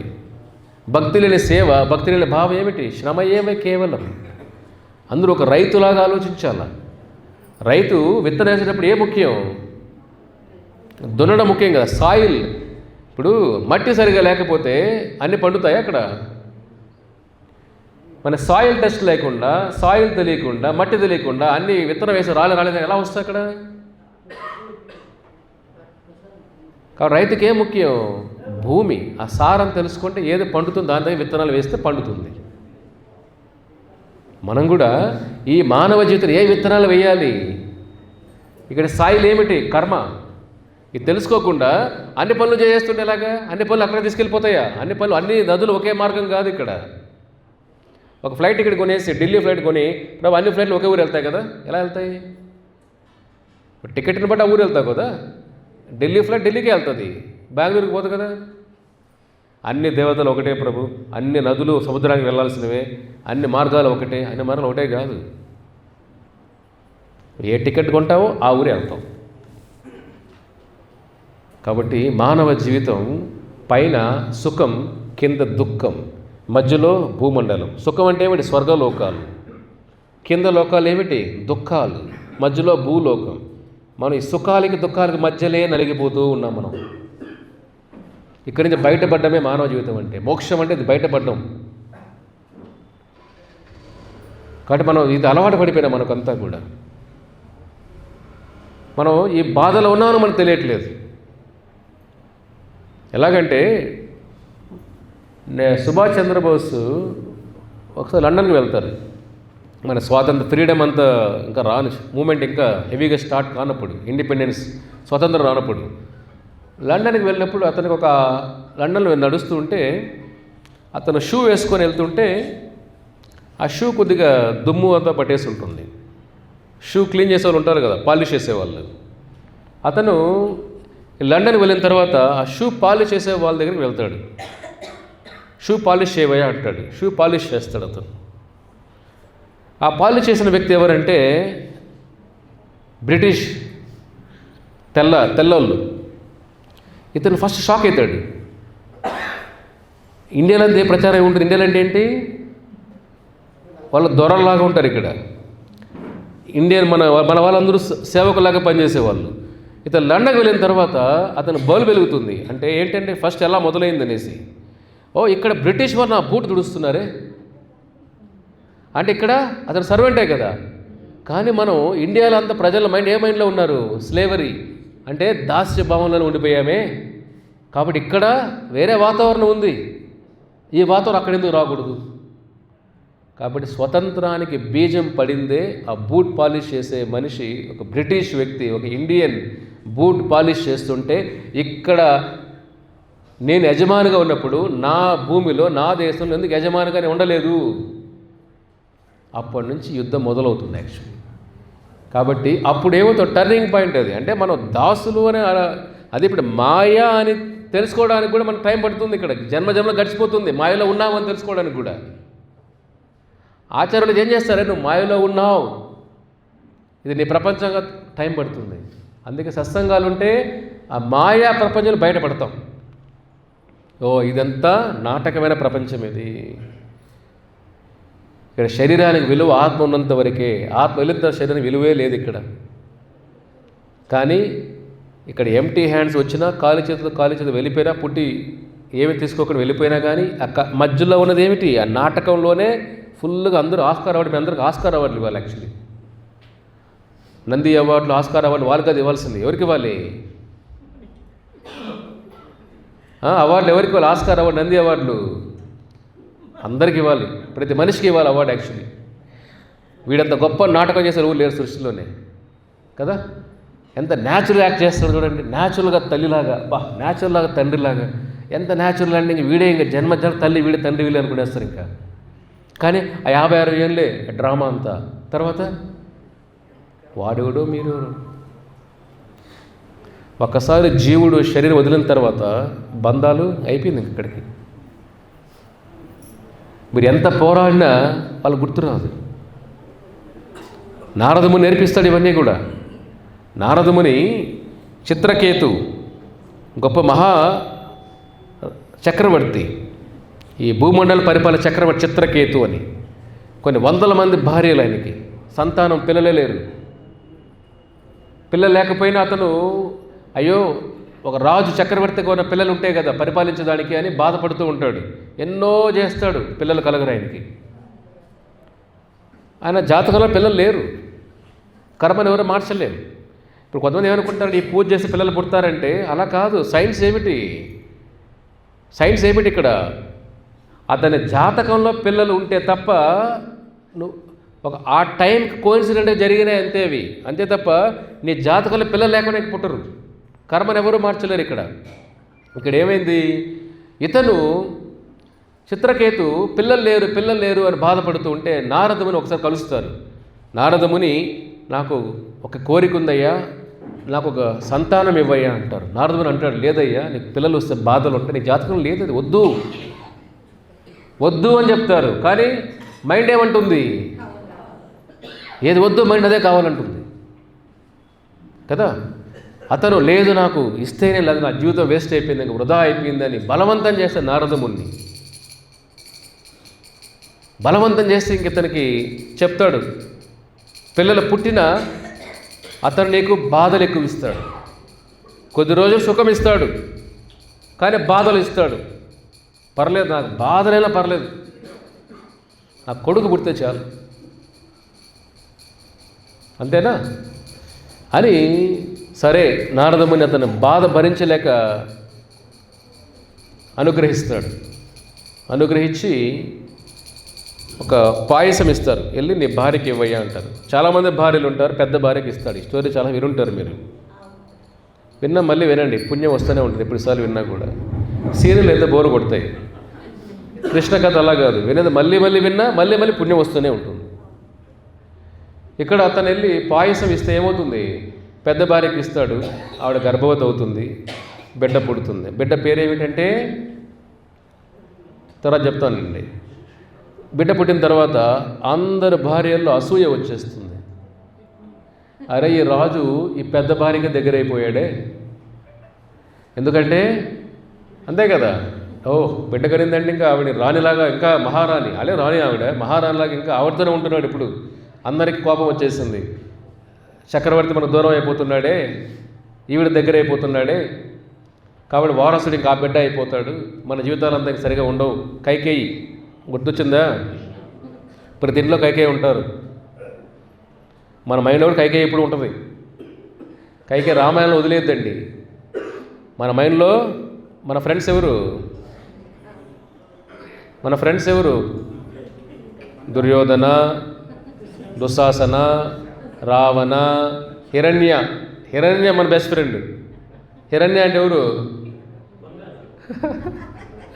హిరణ్య కశిపు. చీపో కశిపు అయినా మనం పర్లేదు, బంగారు ఎలాగైనా పర్లేదు అనుకుంటాం కదా. హిరణ్య కశిపు. మన ఫ్రెండ్స్ ఎవరు? ఇంకా మందర, కైకేయి, శకుని, వీళ్ళంతా మన ఆత్మ బంధువులు. అంతా వీళ్ళు కుటుంబ బంధువులు కుదురులే ఉంటారు, అంతేనా? ఈ కుటుంబంలో బంధువులు ఇంకో జన్మలో వేరే బంధువులు. సెట్ మారిపోతుంది మళ్ళీ, బ్యాచ్ వేరే. అర్థమవుతుందా? ఇవాళ హిందూపూర్ బ్యాచ్ వేరే, నెక్స్ట్ ఎక్కడో పుడితే ఆ బ్యాచ్ వేరే మళ్ళీ. ఇది వీళ్ళంతా ఎవరు? ఆత్మ బంధువులు. ఏ శరీరం తీసుకున్నా వీళ్ళే మన స్నేహితులు అనుకుంటాం. అందుకే ఈ లోకంలో ఉన్నాం మనం. ఎప్పుడు మన ఆత్మ బంధువుల్ని వీళ్ళతో కాకుండా ప్రహ్లాద, ధ్రువ, భీష్మ, శివ, జనక, అర్థమవుతుందా? కశ్యప, కర్భజన, కర్ధమ, కపిల, ఇలానే ఆత్మబంధువులు అయితే మోక్షంకి వెళ్ళుకుంటాం. ఇక్కడ ఎందుకున్నాం ఇంకా అంటే వీళ్ళందరూ మన ఆత్మబంధువులు అనుకున్నాం కాబట్టి మనం అలాంటి గుణాలు మనకు తెలియకుండా వచ్చేస్తూ ఉంటాయి. సడన్గా ఇష్టపడతాం, ప్రేమిస్తాం, సడన్గా ద్వేషం వచ్చేస్తుంది, సడన్గా స్వార్థం వచ్చేస్తుంది. ఇవన్నీ ఎలా వస్తాయి? మనిషి గుణాలన్నీ కూడా ప్రభావితం ఎలా అవుతున్నాం మనం? మనలో ఉన్నాయి కాబట్టి అవన్నీ. ఇక్కడ లేకుండా బయట రావు ఇవన్నీ, ఇక్కడ ఉంటేనే బయట వస్తాయి, అంతే కదా. ఇక్కడ లోపల లేకుండా బయట రావు, లోపల ఉన్నాయి కాబట్టి బయట ఒక్కొక్క టైంకి వస్తూ ఉంటాయి అవన్నీ కూడా. ఇప్పుడు ఆ చక్రవర్తి ఎప్పుడైతే పెద్ద భార్య బిడ్డ వచ్చిన తర్వాత అందరూ అసూయపడిపోయి ఆ బిడ్డనికి విషం ఇచ్చి చంపేస్తారు.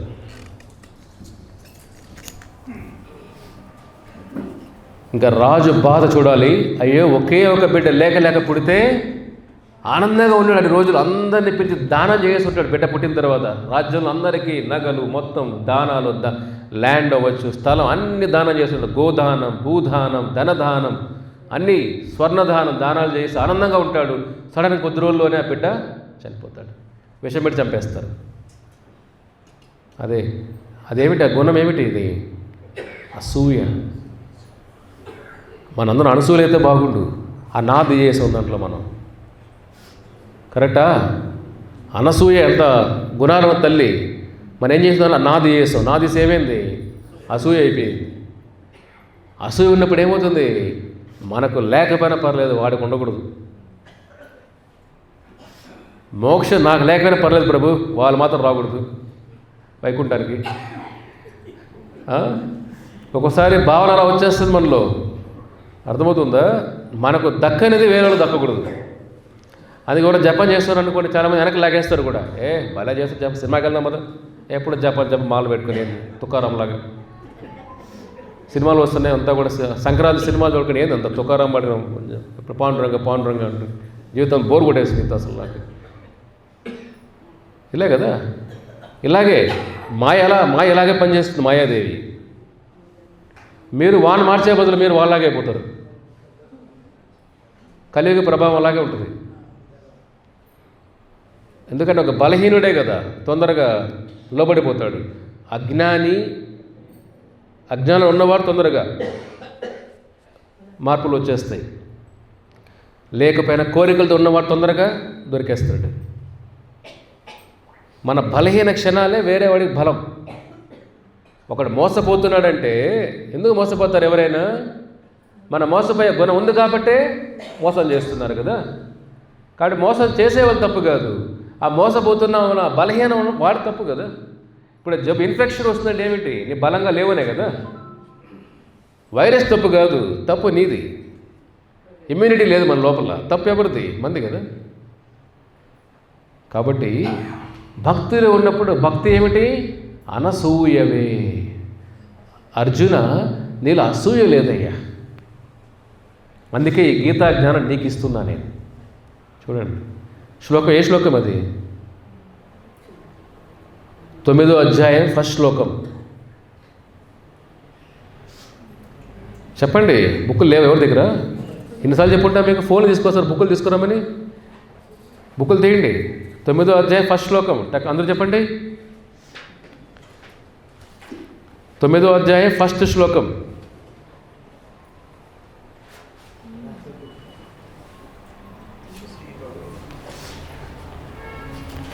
ఫస్ట్ వీళ్ళిద్దరు క్లాస్ కొట్టండి. వీళ్ళిద్దరు ముగ్గురు ఉన్నారు బుక్కులు అంతే ఇక్కడ. గట్టిగా చెప్పండి. ప్రవక్ష్యామి అనసూయవే ఇదం తుతే గుహ్యతమం ప్రవక్ష్యామి అనసూయవే. అర్జున, గుహ్యతమం, సీక్రెట్లో సీక్రెట్ ఇది. నీకు మాత్రం చెప్తున్నా సీక్రెట్. గుహ్యతమం, గుహ్యం, గుహ్యతరం, గుహ్యతమం. ఇంగ్లీష్లో ఏముంటుంది దాన్ని? సూపర్లేటివ్ డిగ్రీ అంటారు దీన్ని. Secret, more secret, most secret. ఇదం గుహ్యతమం ప్రవక్ష్యామి, నీకు చెప్తున్నా. ఎందుకని? అనసూయవే, నీలో అసూయ లేదయ్యా. నెక్స్ట్ లైన్ ఏమిటి? జ్ఞానం విజ్ఞాన సహితం యజ్ఞాత్వ మోక్షసే అశుభా. ఆ సీక్రెట్ ఏమిటి? నీలో అసూయ లేదు కాబట్టి జ్ఞాన విజ్ఞాన సహితం యజ్ఞాత్వ, నీ జ్ఞానం గురించి, విజ్ఞానం గురించి, మోక్షం గురించి, అశుభ బాధల నుంచి విముక్త చేస్తుంది అర్జున. ఆ సీక్రెట్ నీకు చెప్తాను అర్జున. ఎందుకని? నీలో అసూయ లేదయ్యా. కాబట్టి భగవంతుని చేరుకునే మార్గం ఇది. స్వార్థ గుణం వాళ్ళకి, స్వార్థం అంటే అసూయ అంటే స్వార్థంలో భాగం. అది కూడా స్వార్థం ఉన్న వాళ్ళకి భగవత్ జ్ఞాన విజ్ఞాన సహితం. ఎన్నిసార్లు మీరు గీత విన్ని పండిపోయిన శ్లోకాలని చెప్పేసిన, రోజు 50-100 మాలలు చేసినా కూడా అసూయ ఉంటే భగవంతుడు చేరుకోలేము. ఆ స్వార్థం ఉండకూడదు. భగవంతుడికి నచ్చింది స్వార్థం ఉండాలి. ప్రహ్లాదుడు అంటాడు స్వార్థం ఏమిటి? స్వార్థ గతిం హి విష్ణు. ప్రహ్లాదు అంటాడు మన స్వార్థం ఎవరు? విష్ణువే నా స్వార్థం. నరసింహ, నువ్వే నా స్వార్థం. నా స్వార్థం ఇంకెవరుగా, నువ్వే నా స్వార్థం. కాబట్టి ఆ భావన వచ్చినప్పుడే ఇక్కడి నుంచి బయటపడగలుగుతాం, చక్రాల నుంచి బయటపడతాం. లేదంటే డోర్లు అందరికీ ఓపెన్ కావు. ముందు పాస్ సినిమాలు చూసుంటారు మీరు. ఓం ఏదో మంత్రం చెప్తే డోర్లు ఓపెన్ అవుతాయి. అలాగా క్లిమ్ ఏదో చెప్పారు. ఏమని అది? కుల్జా సిమ్షిమ్. కుల్జా సిమ్షిమ్ అంటే డోర్లు ఓపెన్ అయ్యేది అప్పట్లో. ఇప్పుడు అంటే ఎలాగైతే డోర్లు అన్ని మంత్రాలకు పనిచేయవు. అక్కడ హరినామం తప్ప వైకుంఠ ద్వారాలు తెరుచుకో. మీరు పెద్ద కీలు ఎత్తుకెళ్ళినా కూడా ఓపెన్ కావు అవన్నీ. ముందు ఈ పై లోకానికి వెళ్ళలేము మనం. పక్కన వైకుంఠ లోకాలు పక్కన పెట్టండి. కాబట్టి అసూయ ఉండకూడదు మనసులో. అదే కృష్ణుడు అంటాడు, అర్జున, భక్తుల మధ్య అసూయ ఉండకూడదు. ఫస్ట్ అసూయ అనేది ఏం తెలుసా? పెద్ద ఆత్మకు పట్టిన పెద్ద క్యాన్సర్ అసూయ. భక్తులు కూడా అసూయ ఉంటుంది మళ్ళీ. ఈ భక్తుడు నాకన్నా ముందు వెళ్ళిపోతున్నాడే, నాకన్నా సేవ బాగా చేస్తున్నాడే, ప్రభుని సేవ, ప్రభుని బాగా గుర్తుపెట్టుకున్నారే, నా పేరు గుర్తులేదే, వాళ్ళ పేర్లు గుర్తున్నాయే. అసూయ. భక్తుల మధ్య అసూయ ఉండకూడదు ఎప్పుడు కూడా. వేరే బాగా సేవ చేస్తుంటే హృదయం ఆనందపడాలి. నాకన్నా బాగా జపం చేస్తున్నారే, హరే కృష్ణ. నాకన్నా మీరు సేవ బాగా చేస్తున్నారే, ఆ గుణం నాకెప్పుడు వస్తుందో కృష్ణ. ఈ భావన ఉండాలి. కృష్ణ, ఆ భక్తులు ఇంత బాగా సేవ చేస్తున్నారని, సేవ చేయలేకపోతున్నారే, నా హృదయం ఇంకా మాయాదేవత కొట్టుకుంటున్నానే, ఆ భావన ఎప్పుడు వస్తుందో కృష్ణ. ఈ భావన రావాలి. అయ్యో వాళ్ళు బాగా సేవ చేస్తున్నా చేయలేకపోతున్నారు, నాకు ఇంకా నా స్వార్థంతో వెనక్కి వెళ్ళిపోతున్నానని వైకుంఠం వెళ్ళకుండా ఆ చింతన ఉండాలి. కాబట్టి ఎవరైనా సేవ బాగా చేసే వాళ్ళని మనం హృదయంలో బయట పొగడానికి అహంకారం అడ్డు వచ్చినా హృదయంలో వాళ్ళు పొగడాలి. అయ్యో ఎంత బాగా సేవ చేస్తున్నారో వీళ్ళు. ఆ భావన ఉంటే మనకు అసూయ తగ్గుతుంది. ఇప్పుడు అసూయ తగ్గించాలంటే ఏం చేయాలి? వాళ్ళ గురించి మంచిగా అట్లీస్ట్ పొగడాలి మనసులో అయినా. అందుకే వైకుంఠంలో ఎప్పుడు కూడా ఏ భక్తుడు కూడా గొప్ప భక్తుడు అనుకోడు. వైకుంఠంలో కృష్ణ నాకంటే ఈ భక్తుడు గొప్ప భక్తుడు కృష్ణ. ఈ లోకం ఎలా ఉంటుంది? కృష్ణ వాడికంటే చాలా గొప్పవాడు కృష్ణ. ఈ లోక జబ్బు ఇది. వైకుంఠంలో ప్రపంచం ఎలా ఉంటుంది? రాధారాణి అంటుంది కృష్ణ నాకంటే ఈ భక్తుడు గొప్పవాడు కృష్ణ అంటుంది. రాధారాణి కృష్ణ శక్తి స్వరూపిణి. చూడండి, ఆ చింతన రావాలి మనలో. అసూయ ఉన్నంత వరకు భక్తిని ఆస్వాదించలేం. వేరే వాళ్ళ పైన అసూయ, వేరే కుటుంబం పైన అసూయ, బంధువుల పైన అసూయ, భక్తుల పైన అసూయ. అసూయ లేదు కాబట్టి అర్జున మోక్షస్య అశుభ, నీకు మోక్ష ధర్మాన్ని సీక్రెట్ నీకు మాత్రం చెప్తున్నా నేను. అది అర్జునుడి క్వాలిఫికేషన్. అర్జునుడు భయం ఉన్నా లోపల అసూయ లేదు అర్జునుడు, అందుకు కృష్ణుడు అతను ఎన్నుకున్నాడు. కాబట్టి భగవంతుడు జయించాలంటే అసూయ ఉండకూడదు మనలో కూడా. కానీ ఏమొచ్చేది, చిత్రకేతు వల్ల కొడుకుని అసూయతో చంపేస్తారు భార్యలే. ఎప్పుడైతే నారదముని అది తెలిసిన తర్వాత చిత్రగుప్త ఏడుస్తూ ఏడుస్తూ ఏడుస్తూ నా జీవితం ఇట్లా అయిపోయిందే, నాకు ఎందుకు జీవితం చనిపోయినా పర్లేదు, ఆ భావన వచ్చేస్తుంది అతనిలో. అప్పుడు నారదముని వస్తాడు. ఎప్పుడు సాధువులు ఎప్పుడూ కూడా ఆత్మహితం కోరుకుంటారు, శరీరహితం కోరుకోరు. కానీ మనకు నచ్చదు అది. మనకేం కావాలి, శరీరహితం చెప్పేవాళ్ళంటే దేవుళ్ళగా ఆరాధన చేస్తాం మన వాళ్ళని. ఆత్మహితం అంటే ఏమిటి, ఇది తప్పు, ఇది చేయకూడదు, ఇది నీకు మంచిది కాదు, నీ జబ్బులాగా పట్టుకునేసి వదిలే అంటే వదలలేము దాన్ని. అది మనం చాణక్యుడు అంటాడు, don't advise fools will become enemy. చాణక్యుడు అంటాడు, ఒక మూర్ఖుడికి నీతి చెప్పద్దు ఎక్కువ, ఎందుకని శత్రువులాగా అయిపోతావు నువ్వు. చాణక్యుడు అనేది అద్భుతంగా చెప్తాడు చాణక్యుడు. అందుకు గొప్ప వైష్ణవుడు ఆయన, భక్తుడు కాబట్టి ఆయన చాణక్యుడు కూడా. కాబట్టి ఇక్కడ ఏమవుతుంది, నారదు వచ్చిన తర్వాత ఆ పరిస్థితి అంతా చూసి అతనికి జాలి వేస్తుంది. అయ్యో చిత్రకేతు ఇలా ఏడుస్తూ రొమ్ములు కొట్టుకుంటూ, అయ్యో నా బిడ్డ నా బిడ్డ నా బిడ్డ ఎలా అనిపిస్తుంది. కొన్ని సంవత్సరాలు ఎదురు చూసి 100 మంది భార్యలు బిడ్డలు లేకుండా లేక బిడ్డ పుడితే కొన్ని రోజులు చనిపోతే ఆ తండ్రి బాధ ఎలా ఉంటుంది వర్ణించలేము. నారదముని నీకు చెప్పాను కదా ముందే, నీ బిడ్డ పేరేమిటి, ఆత్మకు పేరుంది. ఒక పేరు పెట్టాలంటే పేరేమిటి, హర్ష శోక. ఏం పేరు అది, హర్ష అంటే ఒక కుటుంబంలో ఆనందం ఇస్తాడు, శోక కుటుంబానికి దుఃఖాలు ఇస్తాడు. అంతే కదా, ఇక్కడ చనిపోయిన వాడు ఇక్కడ ఏడుస్తూ ఉంటాడు, ఈ ఫ్యామిలీ అంతా. ఇక్కడ దుఃఖం శోకం.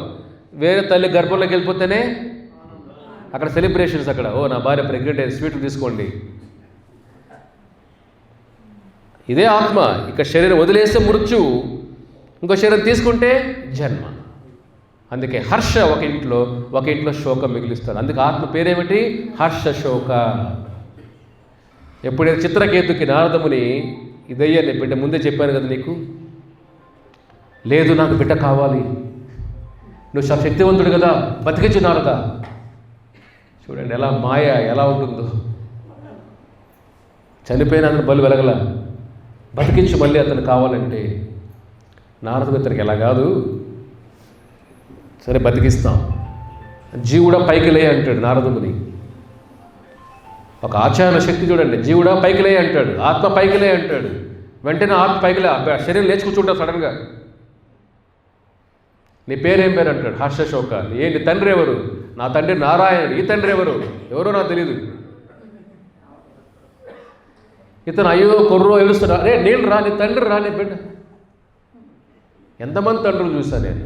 ముందు వేరే తండ్రి, ముందు జన్మలు వేరే తండ్రి, ముందు జన్మ వేరే తండ్రి, నాకు నిజమైన తండ్రి నారాయణుడు. ఎంతమంది తండ్రులు తల్లిదండ్రులు చూసుంటా నేను, నువ్వు నా తండ్రి కాదు. చిత్రకేతు షాక్ అవుతాడు. అది ఆత్మజ్ఞానం అంటే అదే. శరీరం ఉన్నంత వరకే బంధాలు గుర్తుంటాయి. ఈ జన్మలో ఈ తల్లిదండ్రి, ముందు జన్మలు వేరే తల్లిదండ్రులు. వాళ్ళు గుర్తున్నారా మీకు? ముందు జన్మ తల్లిదండ్రులు ఎవరు మీకు తెలుస్తుంది కదా. ఇప్పుడు ఈ జన్మలో వదిలేసి మర్చిపోతున్న వాళ్ళు, ముందు జన్మ పక్కన పెట్టండి. ఈ జన్మలో వృద్ధాశ్రమంలో వేస్తారు తీసుకెళ్ళి వాళ్ళని, అంతే కదా. అయినా మనం బుద్ధి మారుతుందా? ఆశ పాశ ఈజీగా ఇదే మాయ. ఎలాగంటే బంధించినప్పుడు ఎన్ని దెబ్బలు తగిలినా, వాడు కొట్టినా కూడా దుర్యోధన పర్లేదు ప్రభు, నా బిడ్డవాడు. ఇది దుర్యోధనుడు ధృతరాష్ట్రుడి యొక్క బుద్ధి. ఇది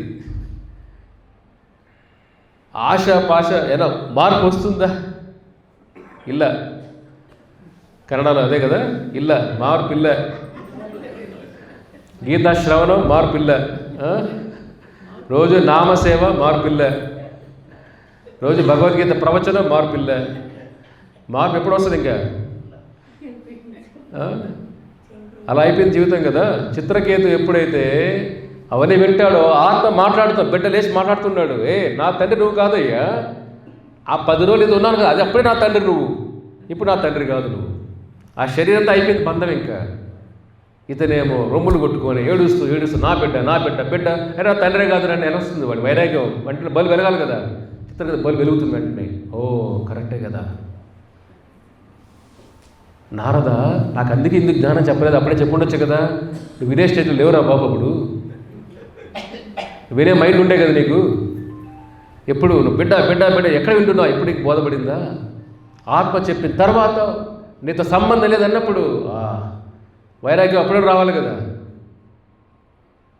అప్పుడు చిత్రకేతుల వైరాగ్యం వచ్చి వెంటనే ఇంకా నారద నాకు ఈ జీవితం చాలు ఇంకా, అంటే కళ్ళ ముందర బిడ్డ పుట్టింది, పెరిగాడు, వెంటనే చనిపోయాడు, లేచి మాట్లాడుతున్నాడు. అప్పుడు అతను బోధన చేస్తాడు, అద్భుతమైన బోధనలు అవి చిత్రకేతుకి.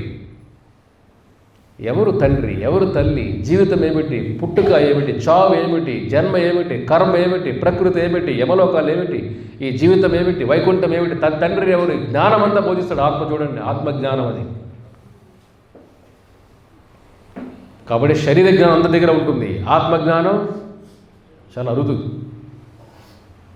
కాబట్టి అప్పుడు చిత్రకేతుల్లో మార్పు వచ్చి ఆ నారాయణ వైపు నడుస్తాడు ఇక్కడ, చాలు జీవితం అని.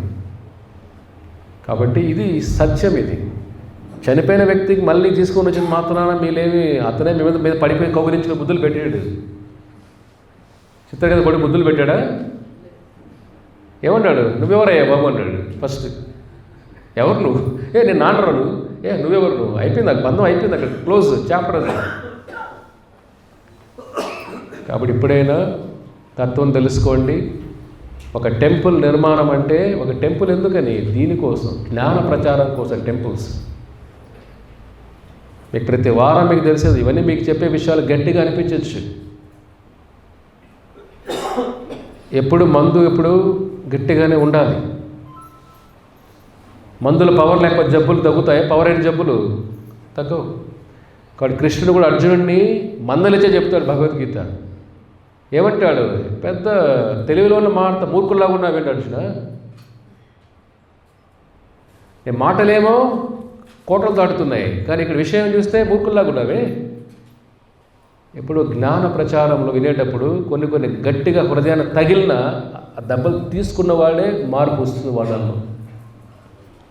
ఒక శిల్పి చెక్కేటప్పుడు ఆ దెబ్బలు తగిలితేనే రాయికి గొప్ప రూపం వస్తుంది. దానికి ఆ దెబ్బ తగిలించుకున్న లేదని నొప్పిగా ఉందంటే ఏమవుతుంది? అది వికారంగా తయారవుతుంది.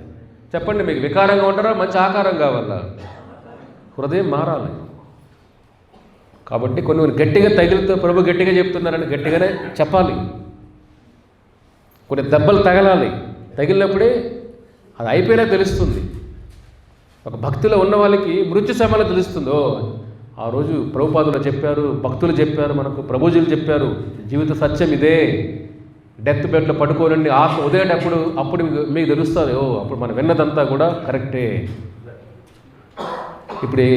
ఇప్పుడు తెలియకపోవచ్చు. కాబట్టి మానవ జీవితాన్ని వేస్ట్ చేసుకోవద్దని, వృధా చేసుకోవద్దండి. ఈ ఒక్క జీవితాన్ని భగవంతుడి కోసం అర్పించండి. మీ అందరి కోసమే దేవాలయం కట్టేది ఇక్కడ. మాకు దేవాలయం అవసరమే లేదండి. ప్రభుపాదులు అంటారు, భగవత్ తత్వాన్ని తెలుసుకున్న వాళ్ళకి దేవాలయం ఎందుకు చెప్పండి?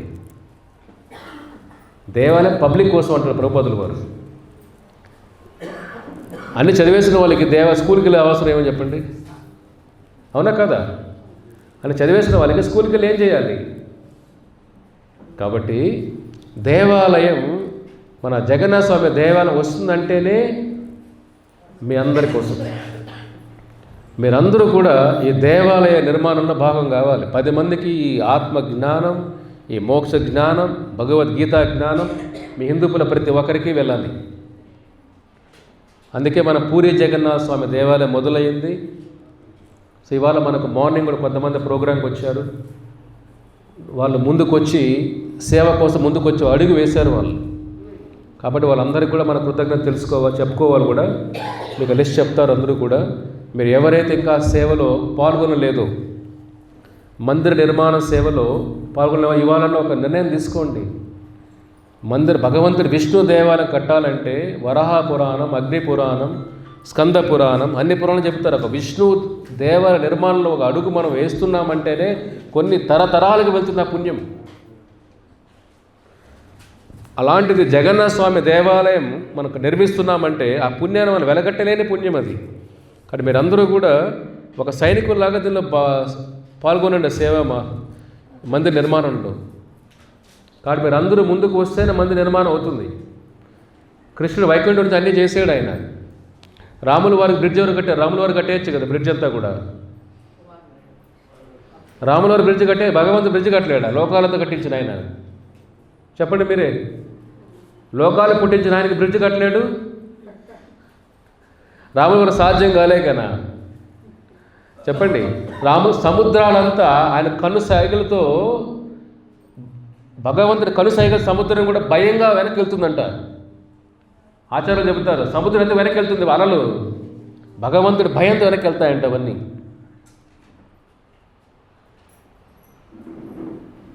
సాగరుడు ఎప్పుడైతే రెస్పాన్స్ ఇవ్వడో రాముల వారికి ఏం చేస్తుంది? రాముల వారి కోపం వచ్చి ఆ రామేశ్వరం దగ్గర ఉంటే నీళ్ళంతా కూడా, ఈ సముద్రానంతా కూడా మొత్తం ఎండమావులు చేసేస్తాను, మొత్తం పీల్చేస్తాను వాటర్ అంతా కూడా అంటే రాముల కోపం వచ్చేస్తాను రాముల వారికి. నేను చెప్తే చేయవాళ్ళు భగవంతుడు ఒకసారి వచ్చేస్తాడు ఆయనకి. ఆయన సామాన్యంగా సింపుల్గా అనిపిస్తారు అలాగే. ఇక్కడ ఏమైంది చూడండి, ఆయన సముద్రం కట్టలేకనా, బ్రిడ్జ్ కట్టలేకనా రాములు వారు అన్ని లోకాలకు అధిపతి.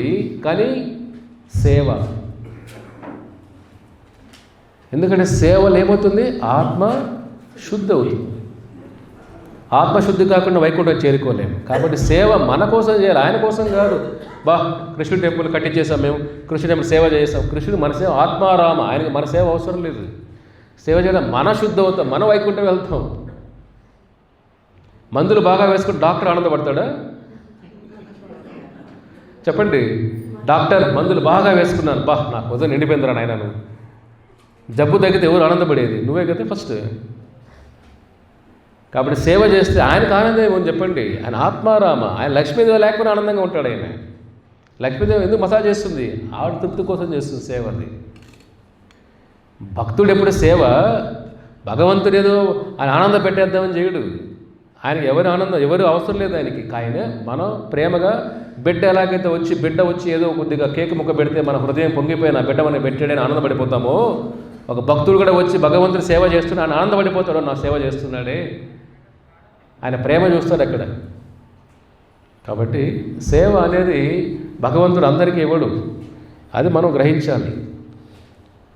ఈ జగన్నాథ స్వామి నిర్మాణంలో మీరు అందరూ కూడా వానరులాగా చేయాలి. రాముల వారికి ఏమి పవర్ లేకుండా బ్రిడ్జ్ కట్టలేదా? రావణ్ణి చంపాలంటే ఏమిటి? ఇంత ముగించేద్దాం అడుగుతాడు కదా వానరుల్ని, ఎందుకు మనం బ్రిడ్జ్ కడుతున్నాం? అందరూ ఏమంటారు వానరులందరూ? రామా, ఈ బ్రిడ్జ్ దాటి రాముని చంపడానికి మనం బ్రిడ్జ్ కడుతున్నాం రామా అంటారు. రాముల వారు అంటారు, దానికోసం బ్రిడ్జ్ కట్టట్లా మనం.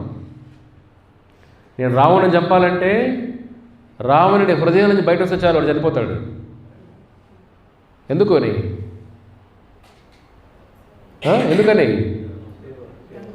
ఈశ్వర సర్వభూతానాం హృదేషు అర్జున తిష్టతి. అర్జున, ప్రతి ఒక్కడి హృదయం నేను కూర్చొని ఉన్నాను పరమాత్మలాగా. రాములు ఏమంటారు? రావణి హృదయంలో నేనే ఉన్నా పరమాత్మలాగా. వాడి హృదయాన్ని వదిలి బయట వచ్చి వాడు చనిపోతాడు. మిమ్మల్ని అందరినీ సేవను ఉపయోగించడం కోసం బ్రిడ్జ్ కడుతున్నాం.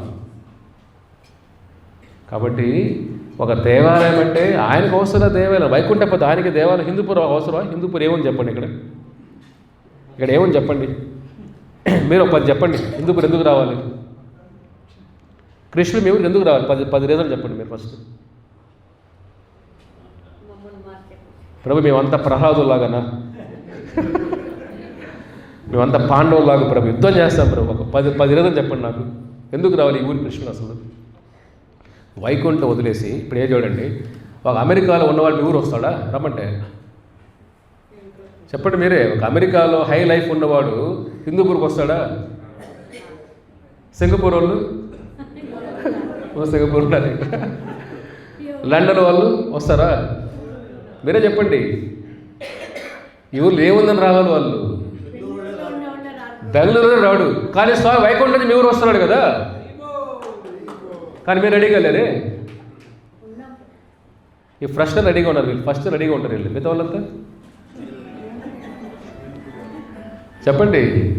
బెంగళూరు నుంచి హిందూపూర్ రానోళ్ళు వైకుంఠపతి, అన్ని లోకాలకు అధిపతి, ఆ సాక్షాత్ వైకుంఠపతి మీ ఊరు రావాలంటే ఆయన వస్తున్నాడు కదా, భక్తులు ఉన్నారని వస్తున్నాడు ఆయన. ఆయన ఈ ఊరేదో గొప్ప హిమాలయ పర్వతాల్లాగా ఎక్కడ చూసి సౌందర్యాలను రావట్లే ఈ ఊరికైనా. చెప్పండి, ఇవాళ సరస్సులు ఉన్నాయి ప్రభు, దేవలోకాలు ఇక్కడ ఉన్నాయా ఏంటి? వైకుంఠ లోకాలు లేని అందమా? ఈ భూలోకాలన్నీ మునిగిపోతాయి, స్వామి కను దగ్గరలో మునిగిపోతాయి అన్నీ కూడా. సృష్టి అంతమైన అన్నీ మునిగిపోతాయి, వైకుంఠం తప్ప.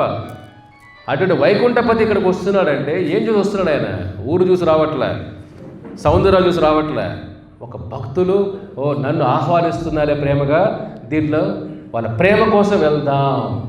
అదే ఆచార్య ప్రభుపాదుల వారు వాళ్ళ ప్రేమ, వాళ్ళ శిష్యులు కష్టపడే తత్వం కోసం భక్తులు వైష్ణవులు భగవంతుని వేడుకుంటాం. కృష్ణ అవతరించి ఊర్లో అనుకున్నప్పుడు ఆ బాధలతో మనం ఆ ప్రేమతో వేడుకుంటాం కాబట్టి అందరికీ దర్శనం ఇవ్వడం కోసం వైకుంఠపతి అవతరిస్తున్నారు ఈ ఊర్లోకి.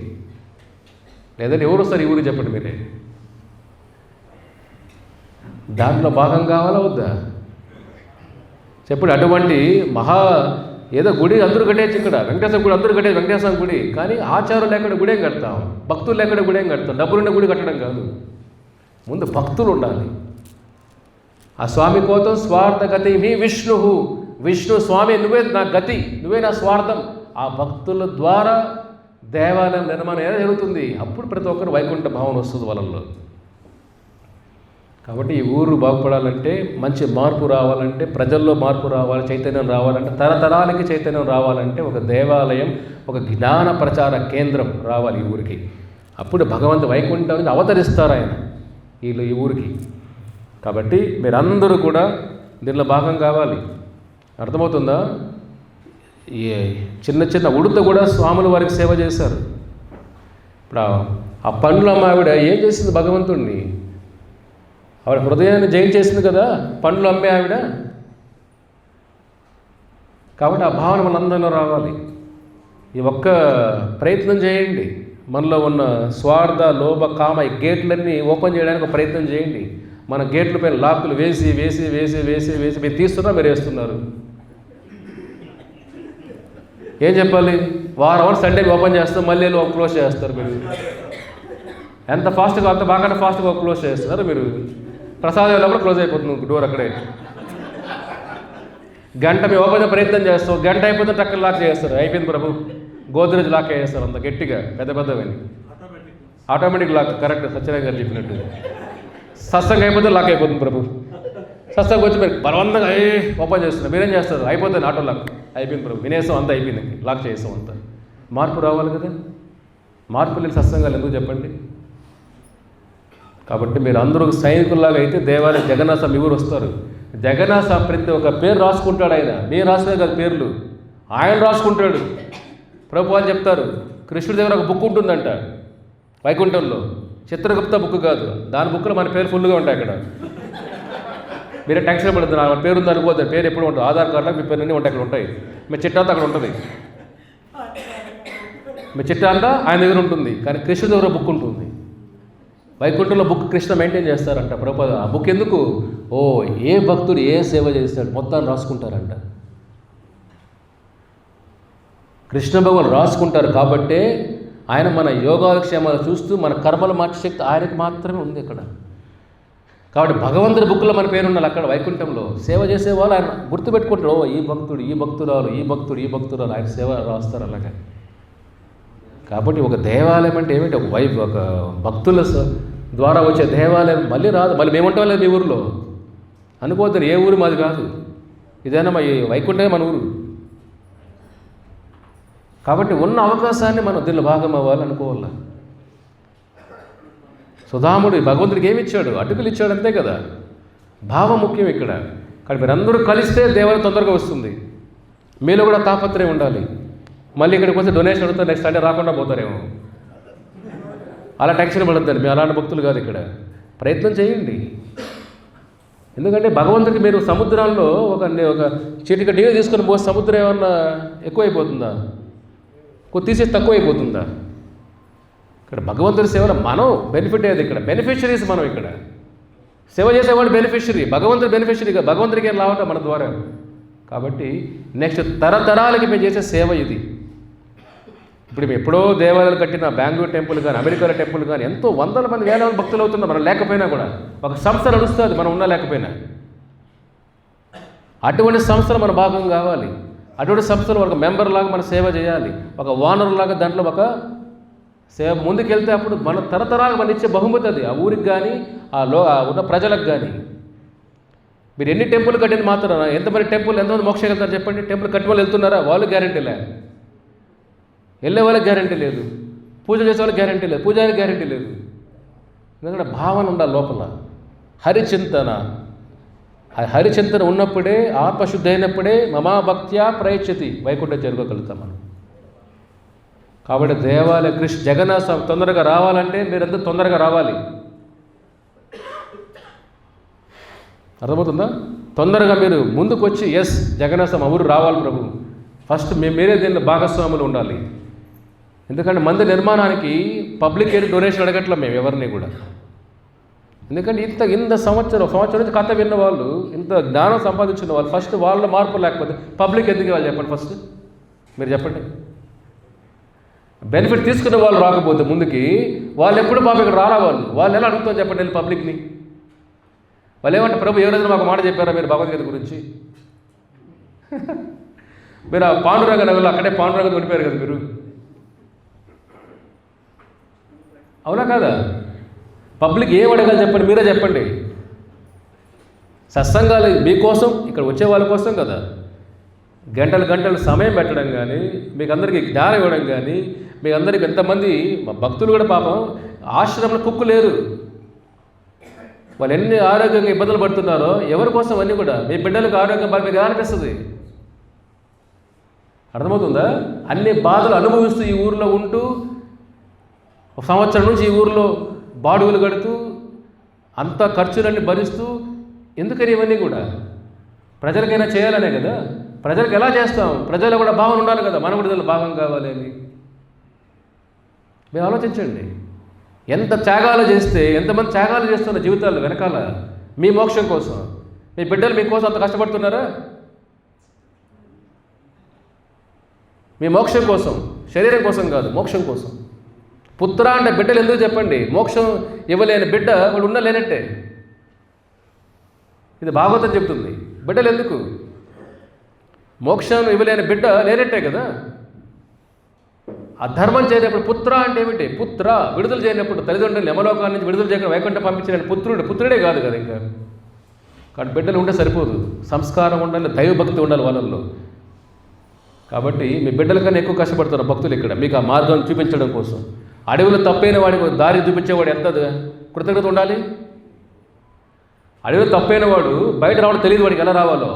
ఇలా నిల్లువయ్యా దారి ఇదయ్యా అంటే ఎంత కృతజ్ఞత ఉండాలి వాళ్ళ పైన. మనకి దారే తెలియని వాళ్ళు దారి చూపిస్తున్నావు. కాబట్టి ఒక మందిరం అంటే 10 మందికి దారి చూపించడం, 1,000 మందికి ఆ మార్గాన్ని చూపించడం, ఆ 1,000 మందికి మార్గం వైపు నడిపించడం, నడిపించే వాళ్ళు కూడా కాపాడుకోవడం. అరే ఎక్కడ తప్పోతావు, మళ్ళీ నువ్వు దారి తప్పిపోతావేమో, మళ్ళీ మాయలో పడిపోతాయి, వాళ్ళు మళ్ళీ రక్షించడం. కానీ ఇవంతా కూడా ఎన్నో త్యాగాలు చేస్తే వస్తాయి. కాబట్టి మీ ఊరు కోసం ఎంతమంది భక్తులు ఇక్కడే ఉండి కష్టాలు పడుతూ ఇక్కడే ఉన్నారు అంటే దానికి ఏమిటి? మీ పైన ఎంత డిటర్మినేషన్, ఎంత మీకు బాగు కోసం ఉన్నారు కదా. చూడండి మీరే, మీ పిల్లలు అన్ని ఉద్యోగాలు రమ్మని ఒక వారం ఉండమని చెప్పండి. మా భక్తుల్లాగా ఒక వారం ఉండమని చెప్పండి మీ పిల్లల్ని. ఒక వారం టెస్ట్ ఇది, 1 వీక్ గడపని చెప్పండి మీ పిల్లల నుంచి. సాధు యువత గడపని చెప్పండి. ముందు మీరే వద్దని చెప్పేస్తారు వాళ్ళకి. నాన్న పోతాను, నువ్వు పోలేవరా ఉండలేవరా బాబు, నువ్వు ఇంట్లో ప్రసాదం తినేసి మసాలా దోస్తుంది మంచిగా గుజ్జుగులు మంచిగా హ్యాపీగా ఉండరు, టీ కాఫీ తాగేసి నీకెందుకు ఇవన్నీ? వాళ్ళేదో వచ్చి ఆరోగ్యశ్రీ వస్తారు పోతూ ఉంటారు, నీకెందుకు ఇవన్నీ? నేను మంచిగా సంపాదించారు, బాగా జాలీగా ఉంటాను. పిల్లలు కాదు, తల్లిదండ్రుల ముందు దాన్ని మొగ్గని తెచ్చేస్తారు ఇక్కడ. కాబట్టి అన్ని త్యాగాలు దాటుకొని ఈ స్టేజ్కి వచ్చారు భక్తులు అనేవాళ్ళు. త్యాగాలు చేశారు, రోజు తపస్సు. ఎందుకు చెప్పండి? ఫోన్లో క్లాసులు, ఆన్లైన్లో క్లాసులు, పొద్దున్న లేసిన జపాలు, ఇవన్నీ ఎవరి కోసం? ఇవన్నీ మాకైనా స్వార్థమా? మా జపానికి వెళ్ళిపోతాం వైకుంఠం గ్యారంటీ మేము. ఎందుకంటే ఆచార్య దీక్ష తీసుకున్నాం కాబట్టి, ఇంత సేవలు ఉన్నాం కాబట్టి వైకుంఠం గ్యారంటీ. మీకోసం ఈ బాధలంతా, దేవాలయం మాకోసం, మా బెంగళూరులో ఉన్న దేవాలయం చాలు మాకు. హిందూపూర్ వస్తే వైకుంఠం పోతాం, ఆచార్యులు ఎప్పుడూ చెప్పలేదు హిందూపూర్లో గుడి కడితే వైకుంఠం పోతారని. మీకోసం కడుతున్నాం గుడి అంతా. అక్కడ మీలోనే ఆ సంకల్పం లేనప్పుడు ఇంకెందుకోసం తాపత్రయం అంతా, ఎందుకోసం కష్టాలు కూడా అందరూ కూడా, భక్తులందరూ కూడా. కాబట్టి మీరు అందరిలో ఫస్ట్ మీరే దీన్ని భాగస్వాములు అవ్వాలి. మీకు సీరియస్గా చెప్తున్నాను. ఎందుకంటే మీరే పబ్లిక్ అయితే ఎలా అడగాలి చెప్పండి, మీరే చెప్పండి. పబ్లిక్ ఎలా అడగాలి? వాళ్ళకి ఏం తెలుసని పాపం ఒక్కరోజే క్లాస్ విన్నారు వచ్చి వాళ్ళు ఏదైనా ఈ మోక్ష మార్గంలో పాపం వాళ్ళ దారి తెలియదు పాపం వాళ్ళకి. కాబట్టి మీరందరూ దారి వేయాలి హిందూపుర ప్రజల కోసం. అర్థమవుతుందా? మీరందరూ మిగతా సమాజం పబ్లిక్ కోసం మీరు దారి వేయాలి. అందరూ దారిలో వచ్చేస్తారు ప్రభు, అందరూ రారు. ఫస్ట్ మీరు దారిలో వచ్చి దారి వేయండి. మళ్ళీ కొద్దిగా పబ్లిక్ వస్తారు, వాళ్ళు దీనిలో భాగస్వాములు చెబుతారు కూడా. స్టెప్ బై స్టెప్ ఇవన్నీ. అప్పుడు ఈ ఊరు బాగుపడుతుంది. లేదంటే ఎన్నిసార్లు విన్నా యథా రాజా తథా ప్రజ, మారలేం. ఓకేనా? హరే కృష్ణ.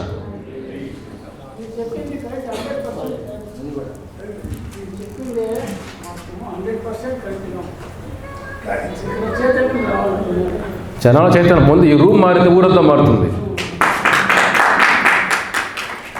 అవునా కదా? ఫస్ట్ ఈ రూమ్ మారాలి కదా. ఈ రూమ్లో ఉన్న వాళ్ళు మారితే ఊరంతా మారిపోతుంది. ఒక్కరు చాలండి. ప్రభుపాదుల వారు అమెరికాకి వెళ్ళి, అమెరికా దేశం కాని దేశంలో, భాష కాని భాషలో, సంస్కృతి కాని సంస్కృతంలో ఆయన ఒక్కరే కదా. ఒక్కరితో మొదలైంది ఇప్పుడు ఈ సంస్థ అంతా కూడా, అంతర్జాతీయ సంస్థ ఒక్కరితో మొదలైంది. అంతమంది వాళ్ళు చైతన్యం వచ్చింది కదా. మీలో చైతన్యం ఇంకా రావట్లేదు చాలా మందిలో కూడా. ఆలోచన లెక్కలేస్తూ ఉంటారు. అంతా చైతన్యం రావాలి కదా. లేదంటే కృష్ణ ఎలా తీసుకెళ్ళిపోతుంది వేరే మార్గంలో.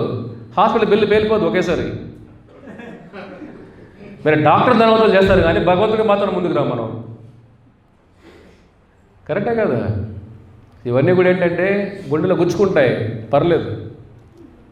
ఆ గుచ్చుకోవాలని చెప్తున్నా నేను కూడా, తెలియకుండా ఏం కాదు, గుచ్చాలని చెప్తున్నా. సాధువులు అంటే ఏదో ఊరికే ఏదో భజనలు చేసేసి తుకారంలాగా వెళ్ళిపోవడం కాదు. మార్పు ఎలా వస్తుంది? అగ్ని ఉన్నప్పుడే కదా. ఇనుప కడ్డీ కూడా ఏమవుతుంది? ఫైర్ లాగా అవుతుంది. అంతేనా? ఇనప కడ్డీ నిప్పుల్లో పెడితే ఏమవుతుంది? ఐరన్ రాడ్ కూడా ఫైర్ రాడ్ అవుతుంది. కాబట్టి భక్తులు సాంగత్యంలో ఉంటే మీరు కూడా ఆ ఫైర్ మీరు రావాలి కదా. మిమ్మల్ని నన్ను వదిలే వచ్చామని చెప్పేశారా? లేదు కదా. అరే 100 రూపాయలు 10 రూపాయలు అని సేవకి ఉపయోగించాలి కదా మనం. ఎంత స్వార్థం, అంత మన కోసమేనా? కాబట్టి మార్పు రావాలి. వైరాగ్యం లేకుండా మోక్షం రాదు. ఇక్కడే మళ్ళీ ఇంకో సెట్ మళ్ళీ వస్తారు. ఇంకొక భార్య, ఇంకో భర్త, ఇంకో మళ్ళీ క్యారెక్టర్, కొత్త క్యారెక్టర్ మళ్ళీ వస్తారు. మళ్ళీ మీకు ఈ క్యారెక్టర్ వస్తారు. మళ్ళీ ఆ క్యారెక్టర్ కోసం స్కూల్కి వెళ్ళాలా, మళ్ళీ చదవాలా, మళ్ళీ ఉద్యోగం గ్యారెంటీ లేదు, అప్పులు రావచ్చు. మళ్ళీ ఇవన్నీ పాపాలను చేసి ఉంటాం కదా మనం. అవన్నీ దెబ్బలు తింటాం. మళ్ళీ అక్కడ మీటింగ్స్ ఉంటాయి. అవన్నీ తిని మళ్ళీ పీఈటీ మాస్టర్ లాగా అందరూ మళ్ళీ తర్వాత ఏంటి మళ్ళీ కొత్త సెట్. అంటే ఈ రూమ్లో దెబ్బలు తిన్నాం, అప్పుడు బయట పడాలి కదా. లేదు ప్రభు ఇంకో రూమ్లో బాగుంటుంది, మా రూమ్లో అక్కడ దెబ్బలే. లేదు ప్రభు ఇంకో రూమ్లోకి వెళ్దాం ప్రభు, ఆ రూమ్ వాస్తు బాగుంది, అక్కడ ఇంకా ఎక్కువ దెబ్బలు పడతాయి. రూమ్ మారి సరిపోతుందా? రూమ్ బయట రావాలి కదా మనం. మన అనుకుంటాం రూమ్లో మారితే దెబ్బలు తగ్గవు అనుకుంటాం. రూమ్లో మారితే దెబ్బలు పడతానే ఉంటాయి. రూమ్లో బయట రావాలి ఫస్ట్ మనం. అదే వైకుంఠం అంటే. ఇప్పుడు ఈ భార్య భర్త బాగున్నది మాత్రం జీవితం బాగుంటుందా? ఇంకో జన్మలో వచ్చేవాళ్ళు చెప్పండి. ఇప్పుడే కరెక్ట్గా లేదు. ఈ కలియుగం ఇప్పుడే మొదలైంది. నెక్స్ట్ ఫ్యూచర్లో గ్యారెంటీ అసలు లేదు. కానీ లెక్కలు ఎక్కువ వేసుకోవద్దండి. భగవంతుడి కోసం హృదయాన్ని అర్పించండి. ఆత్మార్పితం, ఆత్మ నివేదనం, అది బలి మహారాజు నేర్పించింది. వామనదేవికి ఆత్మదేవి బలి మహారాజు ఏం చేశాడు? బలి మహారాజు వామనదేవుడికి ఏమర్పించాడు? ఆత్మను అర్పించేశాడు. స్వామి నేనే నివేదన చేస్తున్నా, ఈ భావం రావాలి. ఇది పిహెచ్డి సబ్జెక్ట్ ఇది. కానీ మీరు కొంతమందికి లోపలికి వెళ్ళకపోవచ్చు, పర్లేదు, అర్థమవుతుంది. జీవితాన్ని వృధా చేసుకోవద్దండి. ఓకేనా? హరే కృష్ణ.